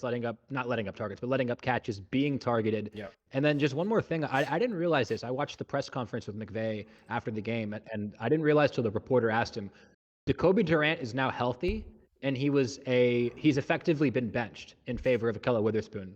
That was basically confirmed in the question and answer from the reporter to McVay. I didn't realize that. I actually think I like Jacoby Durant more than Ahkello. I thought Jacoby Durant had been playing pretty well. I know go ahead. What were you gonna ask? You sure that's true? Yeah, I can show you I'll show you after, because it'll take time to pull it up right now. But yeah, it was in the press conference after the win. Basically the reporter asked him, like, Durant's healthy and Ahkello's playing, blah blah blah, and McVay like acknowledged it. He's like, basically I'm paraphrasing, but his answer was basically that Ahkello is the guy now over Durant. Anyway, So yeah, it's like it's important because I thought Durant had been playing well. So I think Ethan, if you could quickly just pull up, Kobe Durant's stats, because last time I checked, he has played pretty well this season. he had started to play better too. Like I Yeah, think yeah. leading up to his injury, he was starting to play his best ball. Mhm. So You guys ready? yeah, I got I'm his with stats you. pulled up. Yep. So let me look at this from two perspectives. But first, let's look at the advanced game log from same thing we were just looking at Akello. So we're making comparisons. I mean, he's allowing a 66 quarterback rating this season. That's good. No That's touchdowns great. allowed in coverage. 11.55% completion percentage. I mean, you're talking about how many quarterbacks are getting 68% and above completion percentage. He's allowing 55. Like, this is some great. Look at the missed tackle rate, 7%. Only 3 out of 40. That's great, guys. That's freaking. Kobe's a good slot corner. Like, can we just be real? Yeah. Kobe's a good slot corner. He doesn't get. Yeah. And so yeah, Kobe has been good. There's no way around these stats. I think if we look at the overview, he's had 6 pass deflections, a forced fumble, an interception. But yeah, allowing these numbers is pretty solid for a corner. Yep. So Yeah. I think so last week's game, no, not even last week, but the 23rd of December, McVay said that so a week ago, McVay said that the lung contusion had something to do with it, why he didn't play in last week's game. But this week's game, like Will said, I wonder if is they're trying to say injury or they No, no, just no. flat out got benched. I'm telling you. I watched the press conference. The reporter asked him basically, was Durant healthy? McVay said yeah, and they decided to Yeah. just not play him because they're in favor of Akello. So I'll show you guys the quote later, but that's what happened. That's what he I said. think that's a personnel mistake again, but it is what Huh. it is. That is Yeah. actually going to be my stock down as well. So I'm glad we kind of expounded upon that. What are you guys looking at? I'll quickly go with my stock down. Speaking of players who have been picked on, Michael Hoyt. Oh my gosh. I remember a couple of weeks ago, a lot of Rams fans were raving about him. Oh, look at Michael Hoyt did this and that. I'll be honest with you, I haven't heard that the last couple of weeks. Why is that? Because Michael Hoyt has been pretty much irrelevant. This game, he had 0 Mhm. pressures. He allowed 3 catches in coverage for 36 yards. He's just a liability, and he's still playing like 60% of Yeah. snaps. Yeah, he plays a lot. You know what it Yeah. is? Is we're talking about people being prisoners of the moment. Hoyt makes like one okay play a game, and everyone's like, Yep. he's him. In the last 2 weeks, he's actually made 0 plays a game. So Yeah. Yeah. He's a good So special teams player. I'll give him that. I mean, that's where he should be, right? He should be Yeah. in special teams because that's what he is, but we're playing him as this hybrid linebacker. Bro, It's I've seen weird. Rams fans saying like we got to resign Michael Hoyt. Can you imagine like paying like it's one thing that he's on the team already and he gets playing time fine, Yeah, but bro. like re-signing him is crazy. Chris That's Shula crazy. is like a fentanyl addict. You got to cut him off. He's addicted to Michael Hoyt. Cut him off. Yeah. Take It's away the odd. temptation. I've talked about this before. We just have this love affair for these mediocre to bad players. Yeah. It's just weird. And it's funny too that Ethan, you've made this point that of all the players that you're going to be like, oh, this is our kind of like versatile chess piece. my That gosh. you're having a 300-pound player, dropping into coverage, moving to one side, then going into the middle to rush the A gap, like doing all these things that like he's like literally the last player on the team besides Bobby Brown that you would want doing that stuff. It doesn't make any sense to me. Yeah. Will, you're the last one for stock down defense. I had Quentin Lake. I think he is. How do I don't. I mean, I'll just say it simply. He's just not good in coverage, and I think we talk about like, Cam Curl. He's being asked to do too much deep coverage. I think that's because Quentin Lake is bad at it. Yeah. I think Quentin Lake is just a problem. It's a hole in our defense. It's a problem. I just want JJ. I want John Johnson back. Quentin Lake. I just don't have a lot of confidence in him. So that's my stock down. Probably because he's bad at football. Yep. Okay. He's not very good. So let's just wrap up the podcast episode by talking about the future. Specifically, let's just talk about the playoffs. I mean, we kind of already went through it a little bit. Let's take a look at this picture again and discuss key matchups for the upcoming playoffs. And I think we all agree Washington is our preferred first round opponent, correct? Yeah, Washington or Green Bay. Yeah, I would be yeah. cool with playing Green Bay for sure. But yeah, either I one. don't mean, think there's a possibility for us to I play Green want to Bay. play. I'd Well, rather well, I'd rather play a rookie. Yes. if they win next week and the Commanders lose next week, I think they would be the 6. Well, let's take a look at how this breaks down. You're probably Yeah, we could just make correct. What just happened? Yeah, just make it work ourselves. And see I how it think go. the Bucks have like the conference Oh record no, it's advantage. broken. ESPN's playoff standings are broken. Yeah, speaking of what Will said, I'm pretty sure the Let's just Bucks look at have the like the conference. conference record advantage on us. So They do. so that's yeah. If you look at conference record, they have like a 1 game advantage on us. Yeah, the Bucks have the tiebreaker over Yeah. us. That's correct. Mm-hmm. So it's unlikely. Oh no, so we could actually move even further down, right? So that pushes us to 4th. If we Yeah. rest, Oh, we if don't we want that. rest our start, if we rest our starters, it's most likely we're gonna be the 4th seed. Honestly, this 3rd seed is Yeah. important for a lot of reasons. If we keep this 3rd seed, we we could effectively potentially be at home against Green Bay, which is a big deal if we make it to the divisional round. Right. We're pretty, And we'd be guaranteed to be at home against. Yeah. Sorry. Yeah, what you said. Yeah, exactly. I we want to keep the 3rd seed. Yeah, the 3rd seed is the We should not be resting preferable people. matchups for us. This is the easier road to the Super Bowl. Mhm. And I'm pretty sure, hopefully, the coaching staff is looking at it like that because, I hope so too. yeah, because going Commanders, even though I think the Commanders game will be a pretty fun game because watching them, that was like my 4th time watching them. They're a pretty fun team. I like it, but their defense is you could easily Yeah. smoke the defense. Yeah. So- But And Jake Daniels is a fun watch though. Yeah. So we've talked about the route we want to take. Let's talk about strategy. Obviously, each game will have its individual strategy, but man, with the way things have been going lately, I am heavily leaning towards continuing the status quo right now. What I mean by that is, I want to make these games ugly, all of them. You guys, you see what I'm saying? Like, I want to pound the rock, try to control do. time of possession. I don't want shootouts. I know the Buffalo game happened. I can't imagine there's a single rational Rams fan out there who thinks that that's a repeatable process right now. Like, I'm not betting anything on that at all. Ethan, one thing I will say though, of course I would want to do that, but it's Eagles and Lions, we can't make it ugly. I think we got to outscore the Eagles and Lions. Yeah, that's true. Well, I was going to ask. If we want to beat them.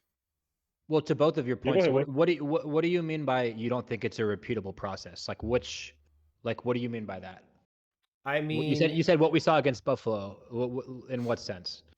Like throwing it that much, or throwing it that much, relying on Stafford to play a perfect game again, relying on all the things that went well in offense. Like, our offense was basically flawless against Buffalo. I don't think we can repeat that, and I don't think we should be willing, after what we've seen the last 3 weeks, to be like, oh yeah, our game plan going into this game is to do what we did against Buffalo. Like, I don't know that. I mean, if that happens, if it becomes a shootout and we start dominating, great. But we shouldn't be planning for that. I'm talking about what game plan do we go in. And for me, I'm wanting to ground and pound, time of possession, ugly game. Because you know what? Ugly games come down to more than the quarterback, more than the running back, more than anything else. It comes down to coaching and the trenches. And the trenches and coaching is where I trust us above any other team in the NFC. And that's true. Yeah. So it's just one of those things, like, let's just lean into our strength, man. And you know what? Kyron, none of us like Kyron anymore at all. But if the run blocking when the game gets ugly, Kyron is an okay running back. Yeah, and to me, like, Kyron Williams specifically is almost not even the point. It's like we're a good running unit. Correct. The scheme, the blocking, yes, the whole deal. Exactly. But I mean, I guess I'm kind of with Joe, where to me it's just depends who we play. Of course. Again, like Washington, for example, their secondary's ass. Like, straight up, their secondary's bad. It is. But so was the Cardinals, and so was the Jets. I won't lie. The Cardinals secondary is good. That's fair. I can't lie. I like the Buda Baker's him, but besides they're playing. You know what? They're playing over their heads. I'll say that. Like, talent wise, they're kind of not good. But watching them. They're watching them, bro. because I've been needing them to lose some games, especially when we were in the hunt for the playoffs. Their secondary has been like the only thing on defense that's like really been like worth anything, to be honest. Okay. I like their secondary. Their secondary is cool. Jet secondary is they got talent, but they they It's just okay. play off They're position. okay, but like Yeah. we, The Commander secondary, bro, is bad though. It's like it's legit, really bad. but they do have a pretty decent front seven, and that Yeah. could pressure Yeah, wise stuff Man, like that. you That know, could be. I have this hope too that Sean McVay has just been saving a lot of stuff for the playoffs. As far as like play calling and scheme, I don't know how true that is, if at all. But I just remember in the Buffalo game, it was like we saw all this stuff that we saw from like 2018 Rams. Like how many end arounds did we run in that game versus like the rest of the year we ran none. Like Yeah. I just wonder if McVay is keeping a lot of stuff in his bag. I hope he is. So I mean I hope that's part of it. That he just didn't want that's to not use bad. that stuff against Arizona when it was like, maybe not needed, but not sure. OJ, That's not a bad take, really. yeah, Yeah, I hope. I mean, I hope it's true. we'll But see. we'll see. OJ, you got any things for us on the playoff stuff? I mean, I was gonna say that speaking of like the McVay point, I I kind of disagree on that. Like, I feel like we've already seen, like, we know what McVay can do, right? We saw the Buffalo game. I just feel like the offense is just out of rhythm, and I feel like it's just mainly just to do with Matthew Stafford's inaccuracy and his inability just to make the simple throws. Yeah, I feel like it's gonna really our offense is really just gonna come down to, can Matthew Stafford be competent and make yeah, plays? Yeah, Because yeah. if we I feel like that. we mentioned this before, right? If we even against Washington, even against the Packers, whoever it is we play, whether it's the Lions, the Packers, the Vikings, whoever it is, because we look against the Cardinals, who I don't think have a great secondary. The Jets have talent in their secondary, but they've been underperforming this year. And even the Niners, like, their secondary has been underperforming this year. They've been shredded by teams. hey, So real quick, Commanders have allowed less than 3,000 yards passing this season. okay, Mhm. so Fourth least passing yards allowed in the NFL. Man, listen, when I watched them, bro, I promise you, it's awful, bro. I promise Yeah, you. Although I'll be they got a seeing some. couple and guys though. they're corners, so they got Marshawn Lattimore, but he re-aggravated his hamstring, so But he could be they're healthy by then. yeah, but he just re-aggravated it. I mean, it's possible, but 2 weeks. it's not looking good for Lattimore. listen, what I think the offensive game plan needs to be, like you guys mentioned earlier, like, harp on your strengths. We're an amazing run blocking team. Focus on the run. Mhm. Have a mixture of Kyron and Corum. Even if it's Kyron, fine. If we're working good as a unit, Kyron, like, he is a physical back. Try to play dirty. Beat them in the trenches. Play to your strength. Stafford just even if Stafford just plays well enough, maybe until the end of the game where we need a drive from him and he Yeah. can make that happen. That's all I ask from Stafford. Just don't make any stupid decisions. Try to be as accurate as you can be. And if we need a drive from you from the end of the game, and you're gonna need that, it's the playoffs. Yeah. They're gonna be close games. And just Absolutely. give us that drive. Yeah. I agree, bro. I agree 100%. And hey, Ethan, can you pull back up the playoff chart real quick? Sure can. Yeah, thanks. And I know because I know next week once we know who we're actually going to play, we're going to dive deeper into them. But I do want to talk about the AFC side just a little bit and how interesting some of those games are. If it did stay the same, like the Broncos and Bills is super interesting to me, and Chargers and Ravens is a really Steelers and Texans is kind of awful, but the Chargers and the Ravens and the Bills and the Broncos, those two games, if it did end like that today, those would be really really Yeah, there's a cool. lot of And interesting also, matchups. Yeah. yeah, Yeah. and one thing I want to say is that a sneaky team in the AFC for all the AFC people that watch this, the Bengals. If the Bengals can somehow For get in, sure. that's For sure. scary. That's a scary offense to go against, man. Yeah. That offense is Yeah. really scary. 100%. I totally agree. Another team actually I want to talk about is Mhm. they're I know they've fallen off a bit the last couple of weeks. They have played some good teams, but the Steelers, like we Yeah. said, champion, like, defense is one of, championships are won by defense, right? Like you need a great Mm, defense. And I feel like mm, their offense, they've had injuries, with George Pickens and other guys being out. I feel like if they're yeah, they have. healthy, they can be like a threat. Like you can't take them lightly. Plus, it's a Mike Yeah. Tomlin coach team. He's an experienced head coach. They're Yeah. not going to be an easy Mhm. team. So yeah, Yeah. Let's take a deeper I dive agree. into the playoffs next week, because we're it's Mhm. probably not gonna be a lot to talk about next week as far as the game recap goes and everything like that. So let's save a lot of that playoff Yeah. juice for next week. But it was a Yeah. great podcast, guys. We appreciate you guys watching. You guys want to give predictions on the Seahawks? No, you know what? Not even gonna bother. Nah. It's not even. I We don't think even know it's who's gonna pointless. play. Yeah, It's because I exactly. don't. I don't know who's playing. Yeah. yeah. I don't. Well, you know what? Like we said, we would prefer a win just so we can stay at the 3 seed Yes. guaranteed, and then just Yeah. work our play from there. So I'll just say I want to win. Okay. That's what Yeah. I'll say. I'll say this too. In the comment section, comment whether you think we should rest our starters Yeah. or we should Yeah. Yeah, that's a good point. That's a try good to point. get that win and wrap up the 3 seed. Let us know what you think. I'm actually curious what y'all think. Yep. Well, guys, we appreciate you guys watching. Please like, comment, subscribe. Any support you guys throw our way is much appreciated.